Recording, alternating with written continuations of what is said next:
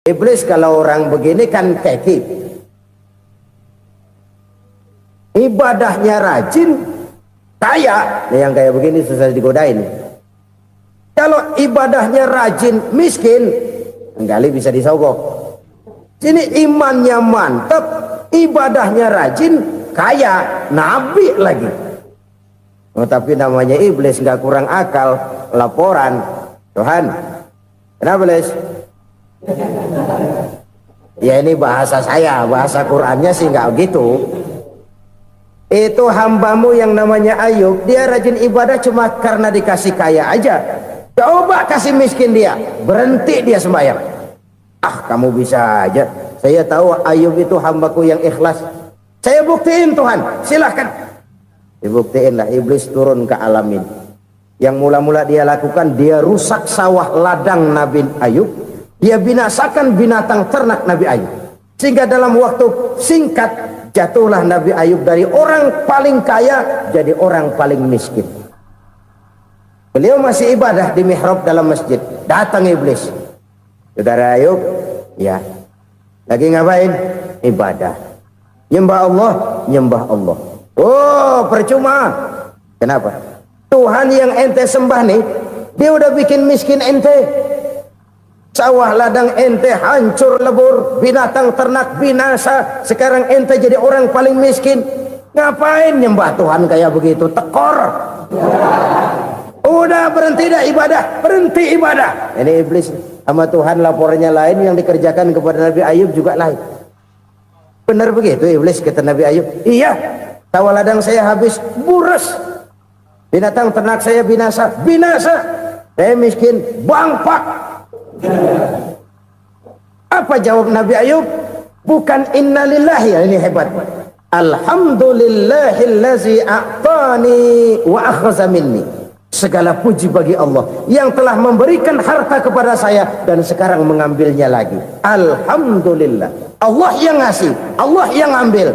Itu mah urusan Allah. Iblis cuman ibadah jalan terus, sujud lagi Nabi Ayub. Iblis seleher gondok banget.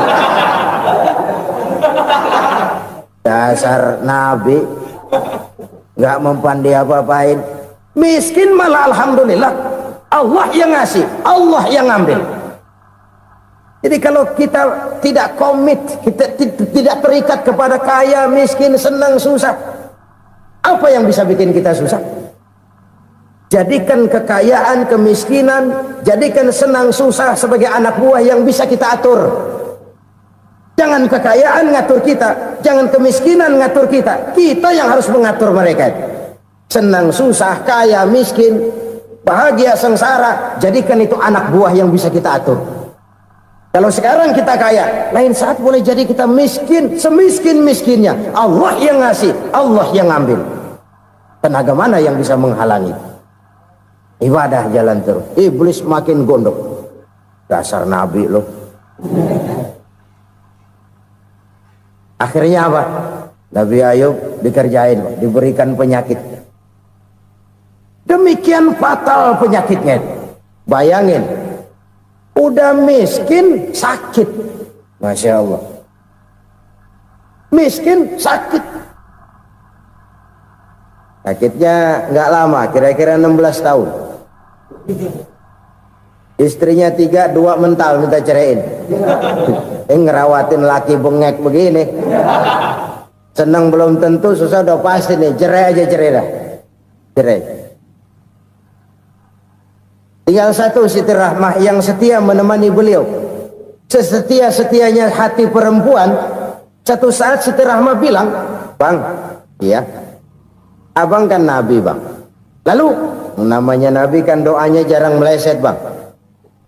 Maksud kamu minta kenapa sih sama Tuhan biar abang sembuh baik dah bang?"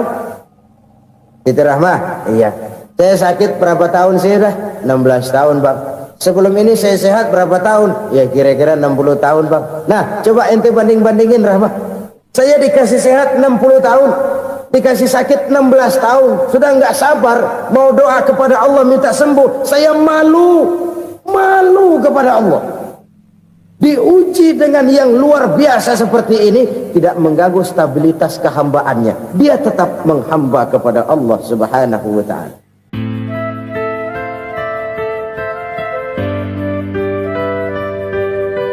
Selalu berusaha menyimpan sesuatu yang bisa membawa manfaat, baik untuk dirinya, untuk anak cucunya, maupun untuk keluarganya, untuk masa kini dan masa depannya. Kadang simpanan itu berbentuk uang, kadang berupa tanah, lain saat berbentuk pabrik, dan lain sebagainya. Sementara masa depan yang paling pasti adalah akhirat.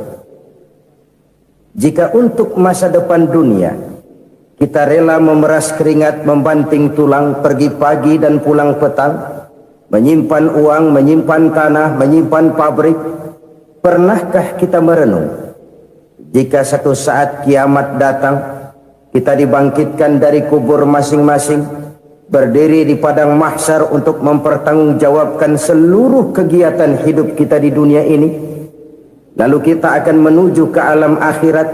Sudahkah kita mempunyai simpanan untuk akhirat kita? Pada pertemuan kali ini saya ingin menyampaikan sebuah hadis di mana Rasulullah sallallahu alaihi wasallam bersabda, "Arba'un min kanzil jannah." Simpanan sorga ada 4 macam. Yang pertama, ikhfa'us sadaqah, menyembunyikan sedekah. Saudara-saudara kaum muslimin, sebagaimana yang kita maklum bahwa Allah Subhanahu wa ta'ala melebihkan sebagian rezeki dari kita terhadap yang lain. Ada yang kaya, ada yang setengah kaya, ada yang miskin, ada yang setengah miskin, dan selanjutnya.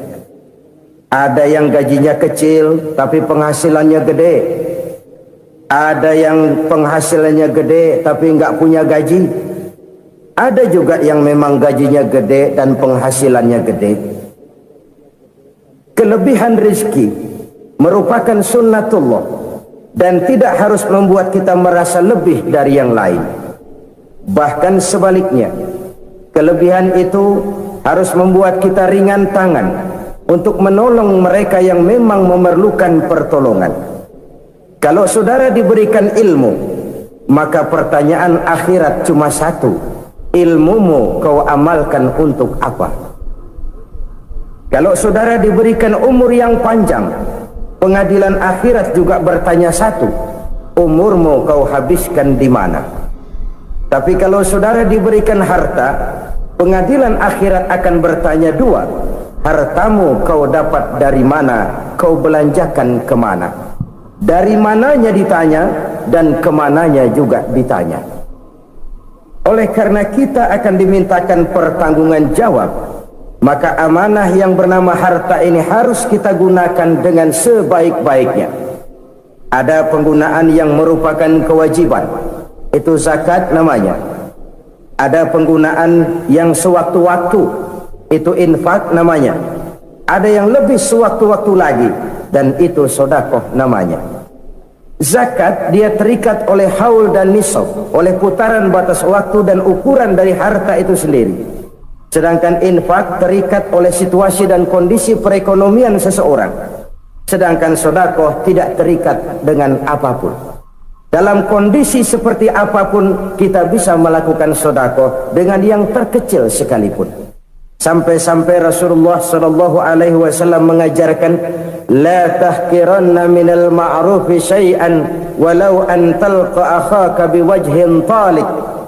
Atau ada hadis, tabassumuka fi wajhi akhika laka shadaqah.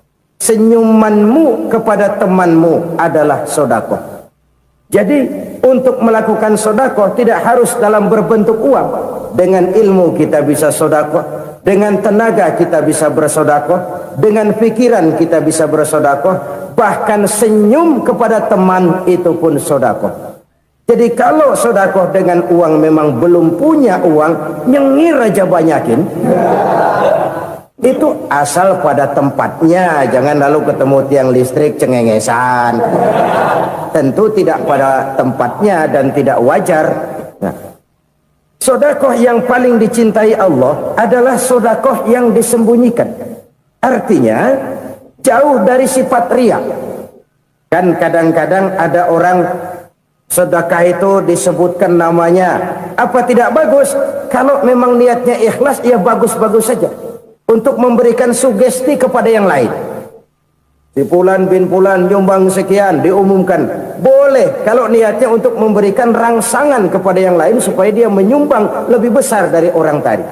Tapi kalau itu mendatangkan riya, maka sedekah yang paling dicintai Allah adalah sedekah yang disembunyikan. Tangan kiri saja tidak tahu apa yang diberikan oleh tangan kanan. Sedekah yang dilakukan dengan ikhlas akan merupakan perbendaharaan surga, tersembunyi dari pandangan orang lain, tidak seorang pun tahu. Karena memang sikap yang baik adalah melupakan kebaikan dan mengingat kesalahan. Itu salah satu ciri orang bahagia. Orang yang selalu mengingat kesalahannya dan berusaha melupakan segala kebaikannya. Kalau dia akan ada kebaikan, dia tidak bisa ikut, dia merasa rugi karena dia merasa belum pernah berbuat baik. Tapi kalau akan melakukan kesalahan baru, dia ingat kesalahan yang sudah-sudah, sehingga terhalang baginya untuk melakukan satu kesalahan baru.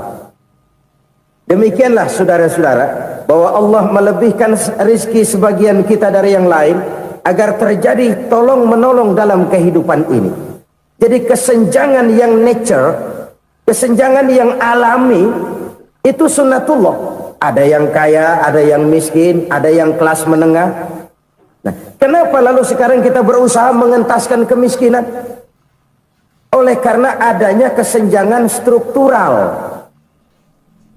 Kalau yang kaya bisa semakin kaya, kenapa yang miskin tidak bisa naik jadi ikut sedikit kaya? Sebab pada dasarnya Islam adalah agama yang sejak turunnya sudah berupaya memerangi kemiskinan. Bahkan dikatakan kemiskinan itu mendekatkan kepada kekufuran. Orang kalau miskin udah dekat banget sama kafir. Gampang menjadi kafir. Berapa banyak saudara-saudara kita yang oleh karena soal perut, oleh karena soal materi, terpaksa meninggalkan dan menanggalkan akidahnya. Menjual petunjuk yang diberikan Allah dengan kesenangan dunia yang cuma sebentar ini. Na'udzubillah, thumma na'udzubillah. Jadi makin kita sembunyikan satu sedekah, semakin banyak perbendaharaan kita di surga. Sedekah yang paling dicintai Allah adalah sedekah yang disembunyikan. Malahan ada seorang sufi, dia punya kebiasaan kalau pergi sholat Jumat dia bawa uang, itu uang dia taruh di bawah tikar masjid. Dia niat sedekah kepada siapa saja yang nemuin itu duit. Maksudnya apa? Supaya yang nemuin nggak tahu siapa yang punya duit. Demikian dia saking ingin menyembunyikan sedekahnya.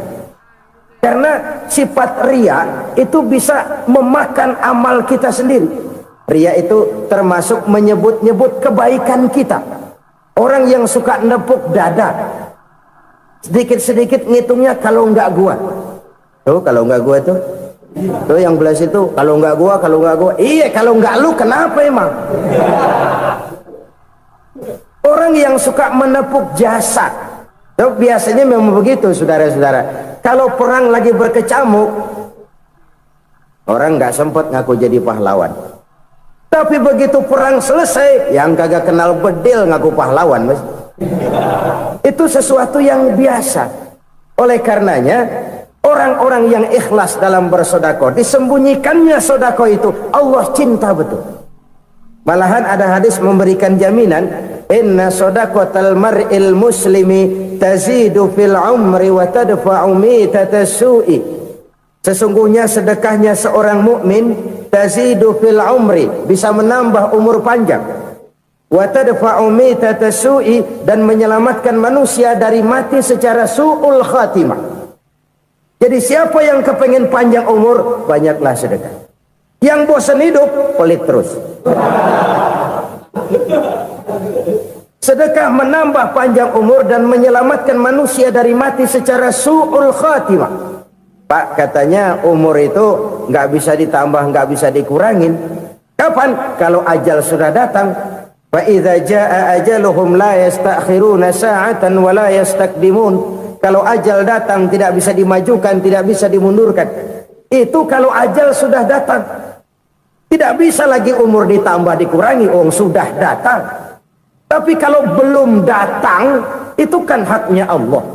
Mau ditambah, mau dikurangi, hak prerogatif Allah. Sebagai pencipta manusia, Allah maha kuasa dan maha mampu.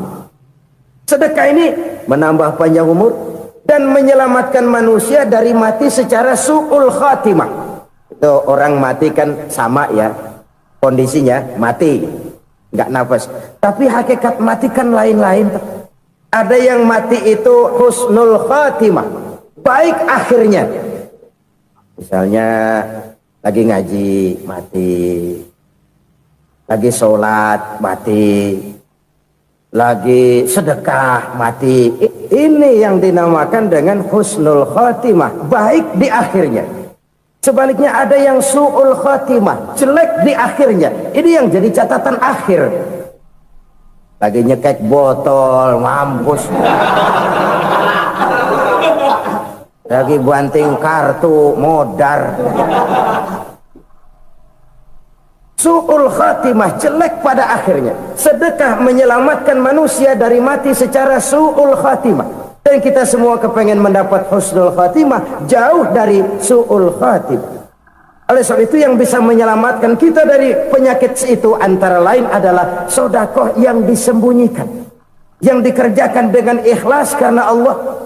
Tidak karena kepengen dipuji orang, tidak karena ingin dikatakan orang pemurah, sebab orang dermawan itu orang yang memberi tanpa harus diminta. Kalau masih harus diminta, ya belum dermawan namanya, masih harus diminta. Kalau nggak diminta ya tulus, lolos, polos. Saudara-saudara kaum muslimin rahimakumullah, harta adalah amanat dan akan kita pertanggungjawabkan. Allah melebihkan rizki sebagian kita dari yang lain agar kita saling tolong menolong, bantu membantu. Nabi janjikan siapa yang meringankan beban saudaranya muslim di dunia, Allah akan meringankan bebannya di akhirat nanti. Sebuah jaminan dari baginda Nabi. Si orang yang kita bantu barangkali tidak bisa membalas, Allah yang akan membalas lewat jalan lain yang tidak pernah kita sangka-sangka. Ada orang tanya, Pak, ini ada orang nyumbang masjid sambil marah-marah, bagaimana? Saya bilang sumbangannya aja ambil, marahnya jangan. Marahnya jangan diambil, itu urusan dia. Saudara-saudara kaum muslimin rahimakumullah, umat Islam ini kan umat yang punya potensi besar. Kadang kita merenung, kenapa kadang-kadang pembangunan masjid kok lambat sekali? Kalau hotel hari ini peletakan pertama, bulan depan peresmian. Supermarket hari ini peletakan batu pertama, minggu depan peresmian. Tapi kalau sudah yang namanya masjid, kadang-kadang peletakan batu pertama sekaligus jadi batu terakhir. 3 tahun, 4 tahun, campur nebar jalak di jalanan, duit dijaring kayak ikan sepat. Apa tidak ada orang Islam yang kaya? Banyak. Apa tidak ada pengusaha muslim yang jadi konglomerat? Ada. Lalu yang belum banyak itu yang komit terhadap nilai-nilai agamanya. Akhirnya kita jatuh jadi umat yang lemah. Belum ada pengusaha konglomerat muslim buka pabrik super mie cap bedug misalnya umpamanya atau pabrik kecap cap sorban, supaya identitas keislamannya sedikit kelihatan. Kita jatuh jadi umat yang lemah karena potensi tidak terinventarisir dengan baik. Kita ini ibarat kompor yang cuma matengin nasi orang lain. Potensi kita dimanfaatkan oleh orang lain.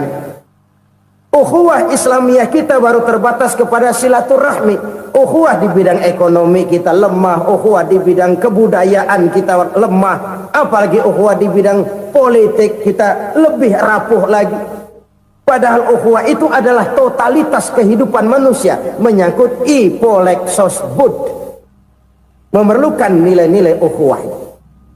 Jadi oleh karena itu mari kita menyadari di dalam harta kita, walaupun kita yang cari pergi pagi pulang sore peras keringat banting tulang, di sana ada harta anak yatim, di sana ada hak masjid, di sana ada hak pesantren, di sana ada hak jihad. Berbahagialah seseorang apabila dia oleh Allah dijadikan keran itu menyimpan air, tapi tidak untuk dirinya, tapi disalurkannya kepada mereka yang memang memerlukannya. Saudara-saudara kaum muslimin rahimakumullah, ini yang pertama. Jadi perbendaharaan surga adalah menyembunyikan sedekah. Orang lain nggak tahu, kita pun nggak pernah ngitung-ngitung. Kita anggap lewat begitu saja, padahal itu deposit akhirat. Satu. Yang kedua, perbendaharaan surga itu apa? Wa kitmanul musibah, menyembunyikan kesulitan. Kadang orang takut menghadapi kesulitan, tapi makin kita merenung, hidup ini kan sebenarnya urusan. Takut sama urusan ya jangan hidup. Tandanya orang hidup itu kalau punya urusan. Urusan melupakan problem, problem sering menimbulkan kesulitan. Kesulitan bukan untuk ditakuti, tapi untuk diatasi dan dicarikan jalan keluarnya. Siapa sih orangnya yang nggak pernah sulit-sulit? Makin tinggi status sosialnya, makin gede urusannya. Makin tinggi kualitas imannya, makin berat tingkat kesulitannya. Cuma memang yang namanya enak itu seperti pelangi. Biang lala itu nggak pernah di atas kepala kita, di atas kepala orang melulu. Lu sih enak lu, kata kita. Dia juga bilang yang enak kan lu. Pelangi itu nggak pernah di atas kepala kita. Kata tukang beca, aduh enak ya naik Mercy. Kata tukang beca, apa yang di dalam mobil Mercy? Aduh enak bener tukang beca, di jok ngeringkuk ngorok pules bener. Saya kamar pakai AC sejuk, tempat tidur sutra empuk, alga spring bed, gula kulik nggak bisa pules kalau belum minum Valium, belum tidur. Enak bener tukang beca, di jok ngorok nggak tahu wetan kulon. Si tukang beca bilang yang di Mercy enak, yang di Mercy bilang tukang beca enak. Inilah enak, nggak pernah di atas kepala kita, di atas kepala orang lain melulu enak itu. Nah saudara-saudara, yang merupakan perbendaharaan surga itu orang yang bisa menyembunyikan kesulitan, baik pribadi ataupun rumah tangga. Nih terutama rumah tangga yang jadi soalnya. Kadang-kadang kita ini kalau senang, sebaliknya kalau senang kita diam, kalem aja, cuek. Banyak banget duit kita bawaan, diam aja udah, malah ketemu orang takut. Tapi begitu susah sekampung tahu. Padahal Nabi mengajarkan perbendaharaan surga itu menyembunyikan musibah, menyembunyikan kesulitan. Kalau enak cerita sama orang-orang, kalau nggak enak rasain sendiri, tekan sendiri, atasin sendiri. Kita kan sebaliknya, senang kita diam, asal lagi susah paling tidak kita nyari teman buat cerita kesusahan. Siapa orangnya yang nggak pernah susah? Cuma soalnya bagaimana kita mengatasi kesusahan itu sendiri. Begitu juga misalnya kalau orang sudah berumah tangga, itu orang tuanya harus menjadi tempat dia cerita yang enak-enak saja. Yang nggak enak rasain berdua, selesaikan berdua, atasin berdua. Jangan dibalik. Asal senang diam, giliran susah aja. Maknya laporan. Terbalik. Bisa menjaga security informasi. Maka nama bayam keluar diem, malah seluitan. Enak amat lo makan daging ayam. Security informasi. Saudara-saudara kaum muslimin rahimakumullah, ujian yang terberat itu yang pernah diberikan kepada para nabi, para rasul, para aulia, para ulama. Makin tinggi keimanan, makin berat bentuk kesulitan. Ayo saya kemukakan satu contoh saja. Ada seorang nabi yang kaya, nabi kaya, namanya Nabi Ayub. Iblis kalau orang begini kan keki, ibadahnya rajin, kaya, yang kayak begini susah digodain. Kalau ibadahnya rajin, miskin, kali bisa disogok. Sini imannya mantap, ibadahnya rajin, kaya, nabi lagi. Oh, tapi namanya iblis nggak kurang akal. Laporan, Tuhan, kenapa Les? Ya ini bahasa saya, bahasa Qurannya sih nggak gitu. Itu hambamu yang namanya Ayub, dia rajin ibadah cuma karena dikasih kaya aja. Coba kasih miskin dia, berhenti dia sembahyang. Ah, kamu bisa aja. Saya tahu Ayub itu hambaku yang ikhlas. Saya buktiin Tuhan, silahkan. Dibuktiin lah, iblis turun ke alam ini. Yang mula-mula dia lakukan, dia rusak sawah ladang Nabi Ayub. Dia binasakan binatang ternak Nabi Ayub. Sehingga dalam waktu singkat, jatuhlah Nabi Ayub dari orang paling kaya jadi orang paling miskin. Beliau masih ibadah di mihrab dalam masjid. Datang iblis. Saudara Ayub, ya, lagi ngapain? Ibadah. Nyembah Allah, nyembah Allah. Oh, percuma. Kenapa? Tuhan yang ente sembah nih, dia udah bikin miskin ente. Sawah ladang ente hancur lebur, binatang ternak binasa. Sekarang ente jadi orang paling miskin. Ngapain nyembah Tuhan kayak begitu? Tekor. Udah berhenti dah ibadah, berhenti ibadah. Ini iblis sama Tuhan laporannya lain, yang dikerjakan kepada Nabi Ayub juga lain. Benar begitu iblis kata Nabi Ayub? Iya, sawah ladang saya habis buras, binatang ternak saya binasa, binasa. Saya miskin, bangpak. Apa jawab Nabi Ayub? Bukan innalillahi, ini hebat. Alhamdulillahillazi a'tani wa akhza minni. Segala puji bagi Allah yang telah memberikan harta kepada saya dan sekarang mengambilnya lagi. Alhamdulillah. Allah yang ngasih, Allah yang ambil. Itu mah urusan Allah. Iblis cuman ibadah jalan terus, sujud lagi Nabi Ayub. Iblis seleher gondok banget. Dasar Nabi nggak mempan dia apa-apain. Miskin malah alhamdulillah. Allah yang ngasih, Allah yang ngambil. Jadi kalau kita tidak komit, kita tidak terikat kepada kaya, miskin, senang, susah, apa yang bisa bikin kita susah? Jadikan kekayaan, kemiskinan, jadikan senang, susah sebagai anak buah yang bisa kita atur. Jangan kekayaan ngatur kita, jangan kemiskinan ngatur kita. Kita yang harus mengatur mereka. Senang, susah, kaya, miskin, bahagia, sengsara, jadikan itu anak buah yang bisa kita atur. Kalau sekarang kita kaya, lain saat boleh jadi kita miskin, semiskin-miskinnya. Allah yang ngasih, Allah yang ngambil. Tenaga mana yang bisa menghalangi? Ibadah jalan terus. Iblis makin gondok. Dasar Nabi loh. Akhirnya apa? Nabi Ayub dikerjain, diberikan penyakit. Demikian fatal penyakitnya. Bayangin, udah miskin sakit. Masya Allah. Miskin sakit. Sakitnya nggak lama, kira-kira 16 tahun. Istrinya 3, 2 mental minta ceraiin. Ngerawatin laki bengek begini. Senang belum tentu, susah udah pasti nih. Cerai aja, cerai dah. Cerai. Tinggal satu Siti Rahmah yang setia menemani beliau. Sesetia-setianya hati perempuan. Satu saat Siti Rahmah bilang, "Bang, iya, abang kan Nabi bang. Lalu namanya Nabi kan doanya jarang meleset bang. Maksud kamu minta kenapa sih sama Tuhan biar abang sembuh baik dah bang?" Siti Rahmah, iya.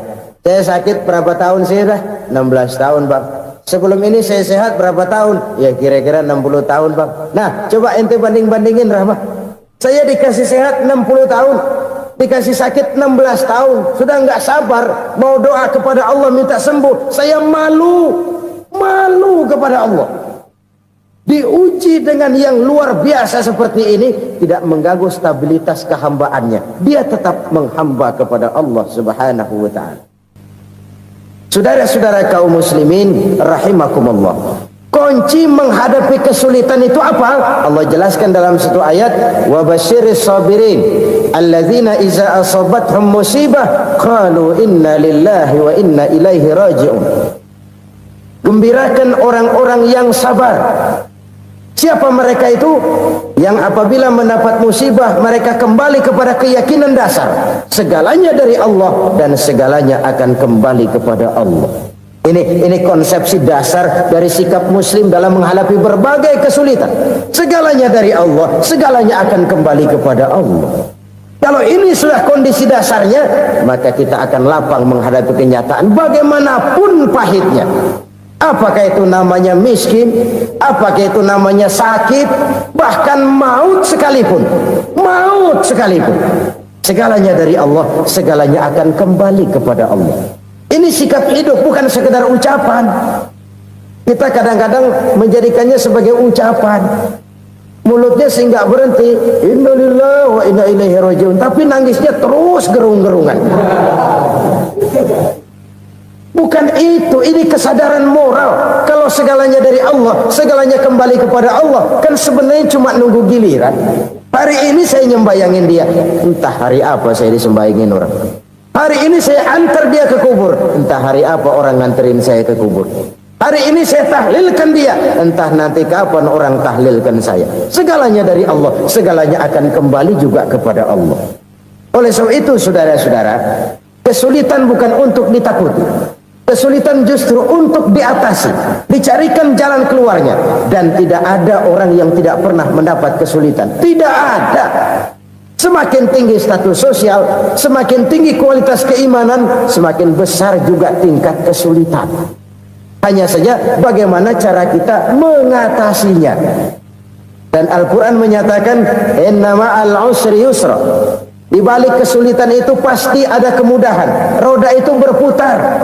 Karena itu Rasulullah sallallahu alaihi wasallam mengingatkan kepada kita, ta'arraf ila Allah fir raha ya'rifka fis syiddah. Ingatlah kepada Allah di waktu kamu senang, supaya Allah ingat kepada kamu di waktu kamu susah. Kalau waktu senang kita ingat kepada Allah, kita susah, Allah tidak akan meninggalkan kita. Tapi kalau waktu senang kita jauh dari Allah, sujud tidak sempat, dengan masjid jauh, ketika senang kita lupakan Allah. Nanti begitu kita susah, Allah lupakan kita. Dan itu menyakitkan. Oleh karena itu orang-orang tua kita dulu bilang, kalau lagi sehat ingat-ingat lu bakal sakit nanti. Kalau lagi kaya ingat-ingat satu saat kita bakal jatuh miskin. Bahkan kalau lagi muda ingat-ingat kita bakal tua. Dan yang terpenting, kalau lagi hidup ingat-ingat kita bakal mati. Saudara-saudara kaum muslimin rahimakumullah. Jadi yang kedua yang merupakan perbendaharaan surga, menyembunyikan musibah. Saudara-saudara kaum muslimin rahimakumullah. Hal ketiga yang merupakan perbendaharaan surga adalah wasilatur rahmi. Orang yang suka bersilaturahmi. Sebagaimana yang kita maklum bahwa manusia adalah makhluk yang disebut zon politika. Makhluk sosial yang tidak mungkin hidup sendiri-sendiri. Betapa dan siapapun kita memerlukan orang lain. Bodoh betul manusia kalau tinggal di tengah masyarakat tapi tidak mau bermasyarakat. Merasa hebat sendiri, pinter sendiri, gagah sendiri, kaya sendiri. Mungkin kalau mati juga ngubur sendiri. Jangankan kita di sini, di sorga saja Nabi Adam waktu sendirian bengong melulu, mondar mandir. Allah tegur dam sepi dam. Ya ini kalau bahasa saya. Iya Tuhan sepi ini, nggak ada coret-corekan pisan ini. Diciptakan Siti Hawa baru anteng Nabi Adam. Itu di surga. Cobalah. Umpamanya saudara tinggal di Jakarta nih. Kayak bener. Apaan aja di Jakarta punya saudara deh. Jembatan Semanggi ambil, Monas Buntel bawa pulang, hotel-hotel ambil semua. Cuman tinggal di Jakarta sendirian, apa enaknya? Betapa dan siapapun kita perlu orang lain. Tidak ada seorang pun yang bisa memenuhi kebutuhan hidupnya secara sendiri-sendiri. Nah, Islam telah menyelamatkan manusia dari ras diskriminasi, mengikat manusia dengan persaudaraan yang berlandaskan kepada akidah. Karena itu dianjurkan bersilaturahmi.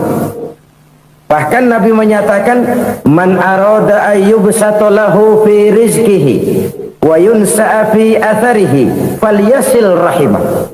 Siapa yang kepengen diluaskan rezekinya dan dipanjangkan usianya, banyaklah ia bersilaturahmi. Siapa yang kepengen dimudahkan rezekinya, hendaknya ia banyak bersilaturahmi. Kalau banyak teman, kesulitan kan paling tidak ada tempat cerita. Udah susah sendirian, kita pikirin diri, nggak ada tempat tukar pikiran. Cepet banget sama bengek. Dilawan sendiri. Nah, secara makro kita bisa berkata, tidak mungkin ada kemenangan kalau tidak ada kekuatan. Tidak ada kekuatan kalau tidak ada kesatuan dan persatuan. Tidak mungkin ada kesatuan dan persatuan tanpa semangat silaturahmi. Kalau umat Islam mau menang, dia harus kuat. Kalau umat Islam mau kuat, dia harus bersatu. Kalau umat Islam mau bersatu, dia harus membudayakan silaturahmi ini. Bahkan sampai-sampai kata Nabi, kalau bisa cari nilai tambah. Apa? Silman qata'ak. Bersilaturahmilah kau kepada orang yang marah denganmu. Masya Allah, indahnya ajaran agama kita. Orang yang marah pun kepada kita, kata Nabi, kalau bisa bersilaturahmilah kepadanya, kepada orang yang marah itu. Di situ nilai tambah. Cuman jujur nih hadis, ngucapinnya gampang, ngamalinnya yang berat banget. Orang marah sama kita disuruh silaturahmi, ada apa malu? Lu marah, ada gua marahan lagi, tunggu pikirin. Saudara-saudara kaum muslimin rahimakumullah. Tapi ini yang diajarkan, bahkan ini yang dicontohkan oleh baginda Rasul. Bagaimana begitu mudah, misalnya satu saat Abu Jahal ini ngatur strategi bagaimana bikin Muhammad celaka. Dia gali lubang di depan tempat tidurnya. Dia tutupin daun korma. Terus dia panggil seseorang, ke sini. Kasih tahu Muhammad, pamannya sakit keras, minta ditengokin. Berangkat orang ini ke sana. Muhammad, labbaik. Pamanmu sakit keras, dia minta ditengokin. Baik, saya akan datang menjenguk beliau. Berangkatlah Nabi ke rumah Abu Jahal tanpa prasangka apapun. Abu Jahal udah pasang setil, selimut 3 rangkap setengah dipakai, persis kayak orang meriang. Tapi sembari ngintip dari balik selimut, begitu Muhammad buka pintu, nah masuk perangkap nih. Muhammad jalan menuju tempat pembaringan. Makin lama makin dekat, makin lama makin dekat, makin dekat ke lubang yang dipasang oleh Abu Jahal itu. Dalam hati Abu Jahal, terus dah jatuh, mampus dah lo ini. Mampus lo hari ini. Apa yang terjadi? Malaikat Jibril datang. Muhammad, pamanmu cuma pura-pura sakit. Di depan tempat tidurnya ada lubang perangkap supaya kamu jatuh ke situ. Sudah, kamu pulang. Balik kanan Nabi. Sudah hampir jatuh ke lubang, balik kanan, pulang. Bayangin kecewanya Abu Jahal. Muhammad dikit lagi, Muhammad dikit lagi. Enggak paman, saya pulang aja. Emosi bangun dari tempat tidur, enggak sadar kalau lagi pura-pura sakit. Lompat ngejar Nabi, dia lupa dengan lubang yang dia gali. Pusrak, nyemplung sendiri ke dalam lubang.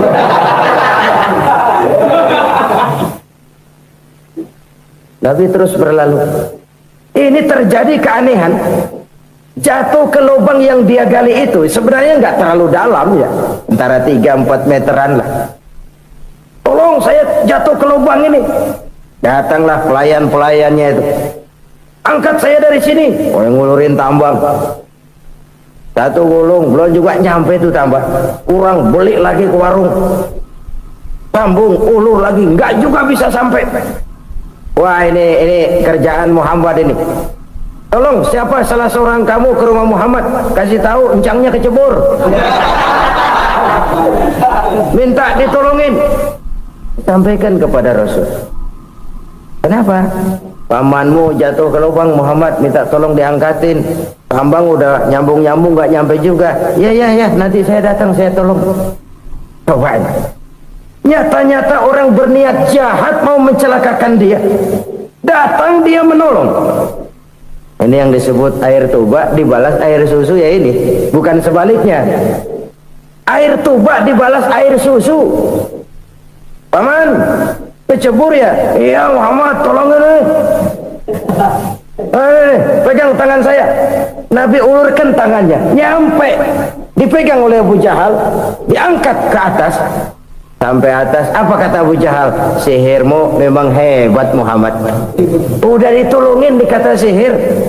Yang enak kita kemplang kan itu orang begitu. Urusan apa? Tapi inilah akhlak.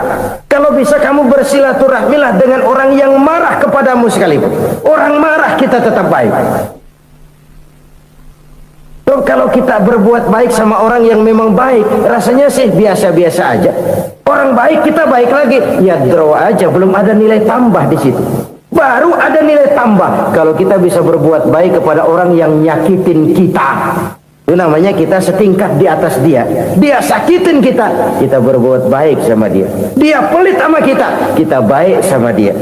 Dia marahin kita, kita deketin dia. Di situ kita punya nilai tambah. Jadi siapa yang ingin diluaskan rezekinya, kata Nabi, dan dipanjangkan umurnya, hendaklah ia banyak-banyak bersilaturahmi. Sederhana sebenarnya silaturahmi, tapi silaturahmi membangkitkan semangat kesatuan dan persatuan. Kesatuan dan persatuan melahirkan kekuatan. Dalam matematika 1 ditambah 1 pasti 2. Tapi di tengah masyarakat, 1 orang takut ditambah 1 orang takut, hasilnya jadi 2 orang setengah berani. Kenapa setengah berani? Karena udah berdua. Tadi pan takut sendirian. Kalau dia kumpul turu-turu takutlah jadi berani. Kita yang lemah, kita yang tidak berdaya, kita yang miskin, kalau mau kompak bersatu, apa yang nggak bisa kita kerjain? Apalagi tinggal di kota besar, pilihan cuma 2. Bertahan atau minggir. Bertahan atau minggir. Untuk bisa bertahan harus mampu bersaing. Untuk mampu bersaing harus punya keahlian. Keahlian harus ditunjang dengan pendidikan, ditambah oleh kekompakan sebagai umat. Udah miskin mencar mulu, orang injak kita. Orang nggak pandang urusan apa yang malu. Oleh karena itu, silaturahmi pada hakikatnya merupakan ruh dari ukhuwah yang diajarkan oleh agama kita. Bagaimana Islam menyelamatkan masyarakat manusia dari ras diskriminasi, mengikat manusia, dan tidak ada persaudaraan yang lebih indah selain persaudaraan yang diikat dengan nilai-nilai akidah. Sepanjang orang di jalan Allah, itulah saudara kita. Keluar dia dari jalan Allah, selesailah persaudaraan sampai di situ. Karena itu, kalau ingin menyimpan sesuatu di surga, banyaklah bersilaturahmi.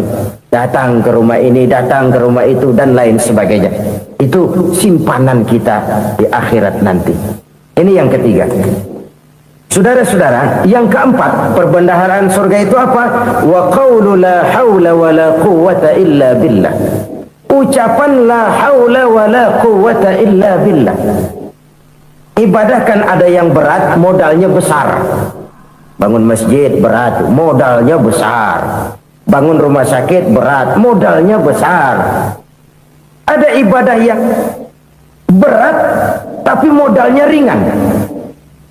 Misalnya puasa.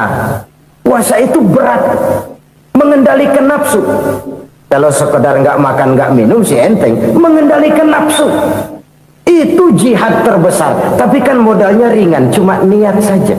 Ini ibadah berat, modalnya ringan. Ada ibadah yang ringan, modalnya juga enteng.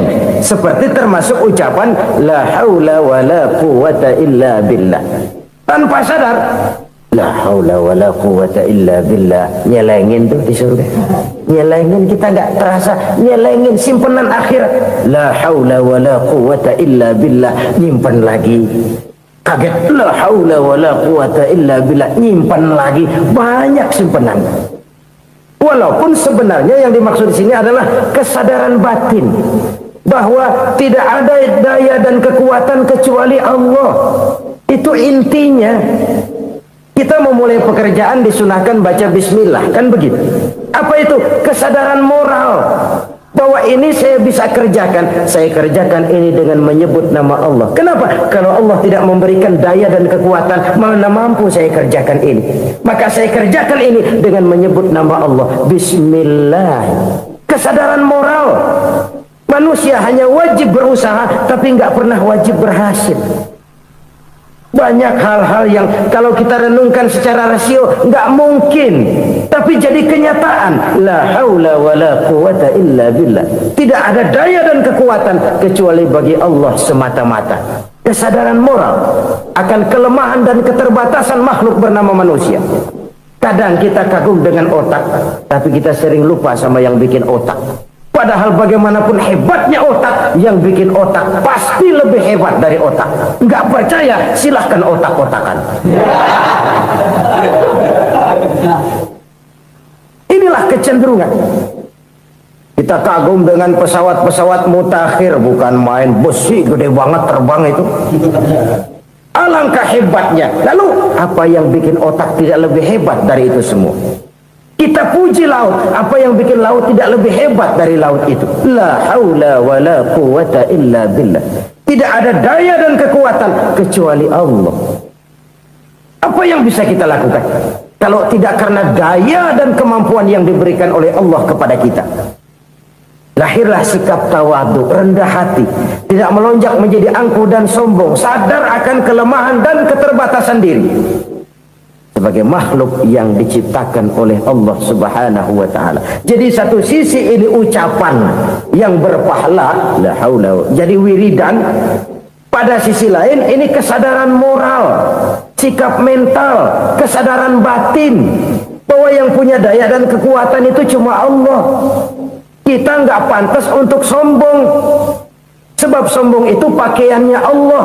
Kita nggak sedang pakai pakaian Allah, kegedean. Dan makin kita renungi, makin terbentur. Apa sih yang bisa kita sombongin?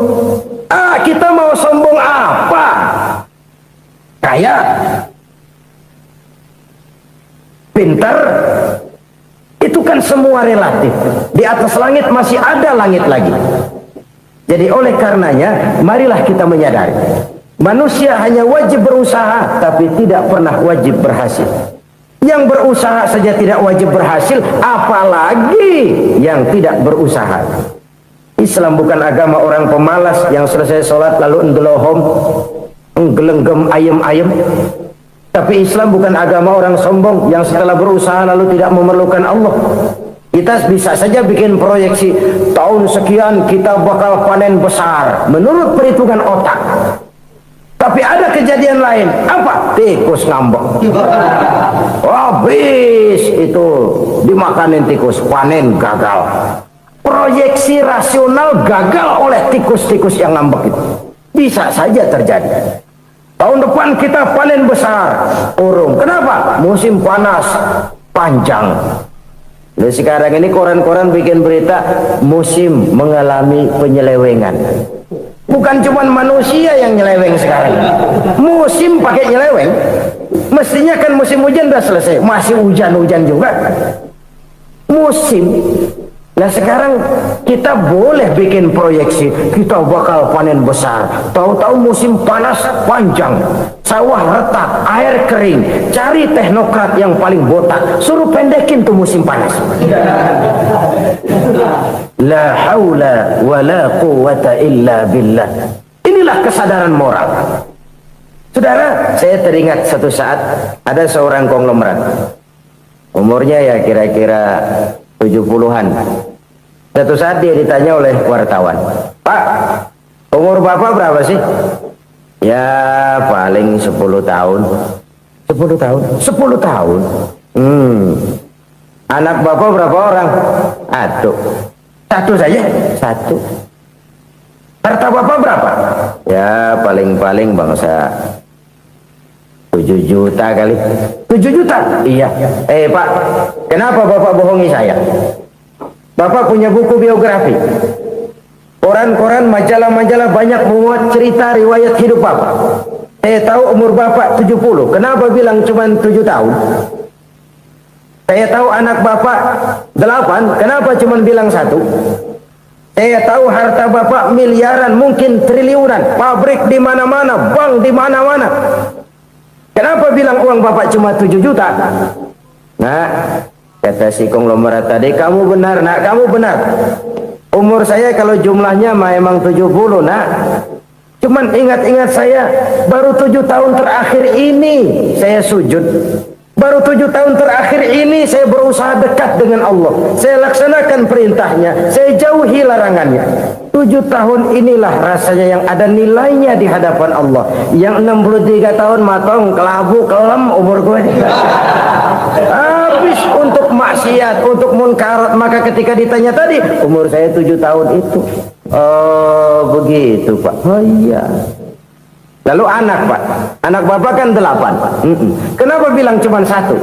Nah, kalau jumlah hitungannya memang anak saya 8. Tapi dari 8 orang ini rasanya cuma 1 nih yang bakal jadi buah hati, belahan jantung, pelanjut cerita, penerus sejarah, bakal jadi anak soleh yang akan mendoakan saya. Cuman 1 rasanya anak saya ini yang bakal jadi buah hati saya, besar-besaran saya, yang akan mendoakan di kubur saya, yang akan mendoakan di akhirat saya. Yang 7 orang mana, Masya Allah, yang 1 tenggeng, yang 1 nyekek botol mulu, yang 1 nggak karu-karuan. Makanya saya bilang 1 anak saya yang akan bisa mendoakan saya. Oh begitu Pak. Iya. Nah harta Pak, harta Bapak kan triliunan, pabrik Bapak di mana-mana, uang Bapak hampir di tiap bank-bank besar.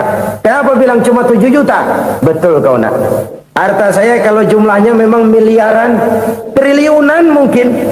Tapi yang saya ingat baru 7 juta tuh yang saya belanjakan di jalan Allah. Saya nyumbang masjid, saya santuni yatim piatu, saya bantu pembangunan pesantren, saya bantu pembangunan rumah sakit Islam. Itu yang akan saya bawa pulang ke akhirat, yang 7 juta itu. Yang triliunan itu nanti akan diperebutkan oleh anak-anak saya sebagai waris saya. Jadi harta saya 7 juta itu yang bakal nemenin saya di akhirat, yang akan saya bawa pulang jadi teman saya. Saudara-saudara kaum muslimin, jangan-jangan orang tua itu adalah kita-kita ini. Jangan-jangan kita-kita ini adalah orang tua itu. Jangan-jangan itu potret dari diri kita masing-masing. Dari sekian umur yang diberikan Allah, berapa tahun yang ada nilainya di hadapan Allah? Dari sekian anak-anak yang merupakan amanah, berapa yang akan mendoakan kita sebagai orang tuanya menjadi anak soleh? Dari sekian banyak harta yang diberikan Allah, berapa yang akan kita bawa pulang menghadapnya nanti, yang kita belanjakan di jalan Allah? Ini sebuah potret kehidupan. Karena itu kita kembali kepada la haula wa la quwwata illa billah. Kita wajib berusaha, kita wajib berikhtiar. Selebihnya segala daya dan kekuatan hanya milik Allah saja semata-mata. Satu kesadaran batin dari setiap pribadi muslim. Setelah ia berusaha dan berikhtiar, ia menyerahkannya kepada Allah Subhanahu wa ta'ala. Jadi satu sisi ini merupakan wiridan ucapan yang mengandung pahala, pada sisi lain ini merupakan sikap batin dari seorang muslim di dalam ia menghadapi realitas kehidupan ini. Saudara-saudara kaum muslimin rahimakumullah, kalau ini kita jadikan satu basis kehidupan, maka ini akan menyelamatkan manusia dari kemungkinan tergelincir menjadi orang yang lupa diri dan lupa darat. Sebab itu Imamul Ghazali berpesan, jadidis safinah fa innal bahra amiq wa khuziz zad fa inna safara ba'id wa khaffifil hamla fa innal hamla sadid. Perbarui selalu kapalmu karena lautan sangat dalam. Bawa bekal yang banyak karena perjalanan ini sangat jauh. Ringankan beban karena kebanyakan beban akan menyakitkan. Alangkah indah kalimat ini, alangkah dalam makna yang terkandung di sana. Perbarui selalu kapalmu karena lautan sangat dalam. Apa artinya ini? Jaga mentalmu baik-baik, pelihara imanmu baik-baik, karena hidup penuh cobaan seperti lautan. Kita kalau berlayar di lautan kan kadang-kadang tenang, angin bertiup sepoi-sepoi basah. Jika malam datang, bintang gemintang bertabur menghias cakrawala, rembulan memantulkan sinarnya dengan indah. Dalam keadaan begitu berlayar enak. Tapi lain saat ombak menggunung, halilintar menyambar, angin topan bertiup. Berapa banyak sudah saudara-saudara kita yang tenggelam di lautan dunia tanpa sadar bahwa dia belum sampai kepada pantai yang akan dituju. Berapa banyak sudah saudara-saudara kita yang tenggelam di lautan dunia ini tanpa sempat bangkit lagi. Dia menyangka sudah sampai kepada tujuannya. Hati-hati kapal jangan sampai bocor karena lautan sangat dalam. Iman ini jaga baik-baik karena hidup penuh dengan ujian. Wa khuzizat fa inna safar ba'id. Bawa bekal yang banyak karena perjalanan sangat jauh. Saudara mau ke Bandung, bawa duit. Saudara mau ke Surabaya, banyakan lagi duitnya. Saudara mau ke Mekah, gepokan, iketan tuh duit nggak lembaran lagi. Makin jauh perjalanan, makin banyak bekal yang harus kita bawa. Kalau saudara dari Jakarta mau ke Surabaya, kagak bawa duit berangkat juga, itu sih bukan berani namanya, nekat. Sampai Surabaya belum tentu, sengsara di jalan udah pasti. Kenapa? Nggak bawa bekal berangkat. Sama juga kita nih, misalnya belum sempat sembahyang, mati. Waduh, berani banget orang. Belum punya bekal, mati. Sengsara di jalan. Atau bekal tidak cukup. Dari Jakarta saudara mau ke Surabaya, bawa duit 500 perak. Paling jauh Cikampek nyampenya itu. Paling jauh itu. Antara jauhnya perjalanan dengan bekal yang saudara bawa tidak seimbang. Hidup ini perjalanan panjang, a walking tour. Dimulai dari alam arwah, sebelum jasad diciptakan, roh diciptakan lebih dulu.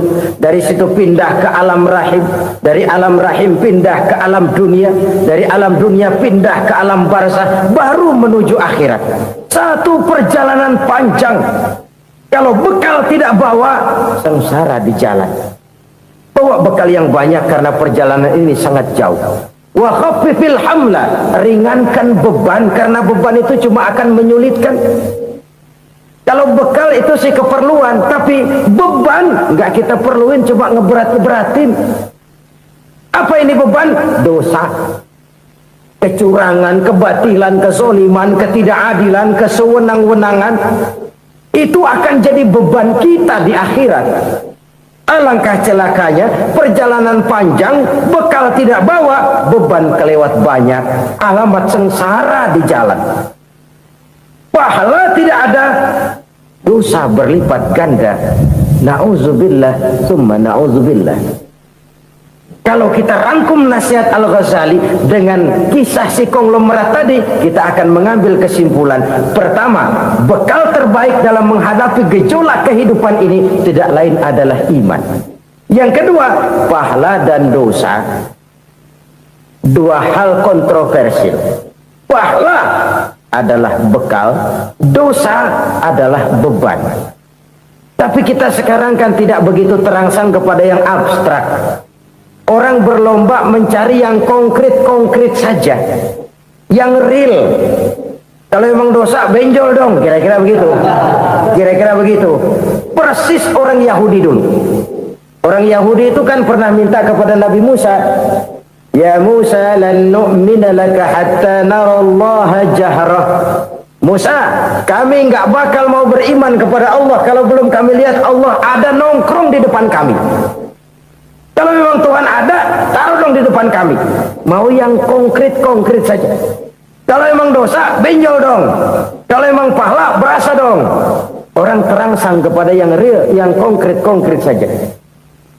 Karena itu, untuk mengejar dosa, orang mau bayar. Tapi untuk mengejar pahala, walaupun tidak bayar, orang segan. Ini yang dikatakan oleh Nabi, kamu mengharapkan ke surga, tapi kamu berat melaksanakan sesuatu yang bisa membawa kamu ke surga. Kamu ingin jauh dari neraka, tapi tiap saat kamu lakukan perbuatan-perbuatan yang justru menjerumuskan kamu ke neraka. Idda'aitum an-najata minan nar wa ramaitum fiha anfusakum. Kamu ingin selamat dari neraka, tapi kamu lemparkan diri kamu ke neraka. Kamu ingin masuk surga, tapi berat sekali kamu melakukan perbuatan-perbuatan yang bisa menyampaikan kamu di surga. Saudara-saudara kaum muslimin rahimakumullah. Jadi hal keempat yang merupakan perbendaharaan surga adalah la haula wa la quwwata illa billah. Satu sisi ini merupakan ucapan yang memperberat timbangan akhirat. Pada sisi lain ini merupakan sikap hidup seorang muslim. Kesadaran batin yang sangat dalam bahwa tidak ada daya dan kekuatan kecuali Allah. Dan itu kita simbolkan pada saat memulai pekerjaan dengan Bismillah, dengan menyebut nama Allah. Satu kesadaran moral, saya hanya bisa melakukan ini karena diberikan daya dan kekuatan oleh Allah. Lahirlah sikap tawadu, rendah hati, tidak melonjak menjadi angkuh dan sombong. Selalu berusaha menyimpan sesuatu yang bisa membawa manfaat, baik untuk dirinya, untuk anak cucunya, maupun untuk keluarganya, untuk masa kini dan masa depannya. Kadang simpanan itu berbentuk uang, kadang berupa tanah, lain saat berbentuk pabrik, dan lain sebagainya. Sementara masa depan yang paling pasti adalah akhirat. Jika untuk masa depan dunia kita rela memeras keringat, membanting tulang, pergi pagi dan pulang petang, menyimpan uang, menyimpan tanah, menyimpan pabrik. Pernahkah kita merenung, jika satu saat kiamat datang, kita dibangkitkan dari kubur masing-masing, berdiri di padang mahsyar untuk mempertanggungjawabkan seluruh kegiatan hidup kita di dunia ini, lalu kita akan menuju ke alam akhirat. Sudahkah kita mempunyai simpanan untuk akhirat kita? Pada pertemuan kali ini saya ingin menyampaikan sebuah hadis di mana Rasulullah sallallahu alaihi wasallam bersabda, arba'un min kanzil jannah. Simpanan sorga ada 4 macam. Yang pertama, ikhfa'us sadaqah, menyembunyikan sedekah. Saudara-saudara kaum muslimin, sebagaimana yang kita maklum bahwa Allah Subhanahu wa taala melebihkan sebagian rezeki dari kita terhadap yang lain. Ada yang kaya, ada yang setengah kaya, ada yang miskin, ada yang setengah miskin, dan selanjutnya. Ada yang gajinya kecil tapi penghasilannya gede. Ada yang penghasilannya gede tapi enggak punya gaji.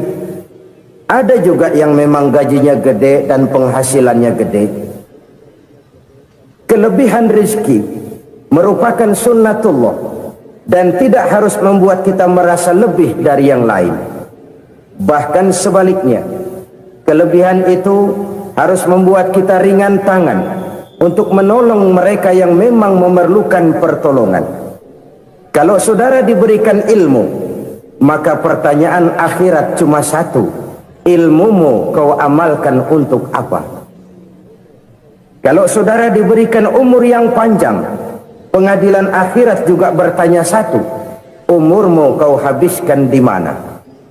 Tapi kalau saudara diberikan harta, pengadilan akhirat akan bertanya 2, hartamu kau dapat dari mana, kau belanjakan kemana? Dari mananya ditanya dan kemananya juga ditanya. Oleh karena kita akan dimintakan pertanggungan jawab, maka amanah yang bernama harta ini harus kita gunakan dengan sebaik-baiknya. Ada penggunaan yang merupakan kewajiban, itu zakat namanya. Ada penggunaan yang sewaktu-waktu, itu infak namanya. Ada yang lebih sewaktu-waktu lagi, dan itu sedekah namanya. Zakat dia terikat oleh haul dan nisab, oleh putaran batas waktu dan ukuran dari harta itu sendiri. Sedangkan infak terikat oleh situasi dan kondisi perekonomian seseorang. Sedangkan sedekah tidak terikat dengan apapun. Dalam kondisi seperti apapun kita bisa melakukan sedekah dengan yang terkecil sekalipun. Sampai-sampai Rasulullah sallallahu alaihi wasallam mengajarkan, la tahqiranna minal ma'rufi syai'an walau an talqa akhaka biwajhin talik. Atau ada hadis, tabassumuka fi wajhi akhika laka sedekah. Senyumanmu kepada temanmu adalah sedekah. Jadi untuk melakukan sedekah tidak harus dalam berbentuk uang.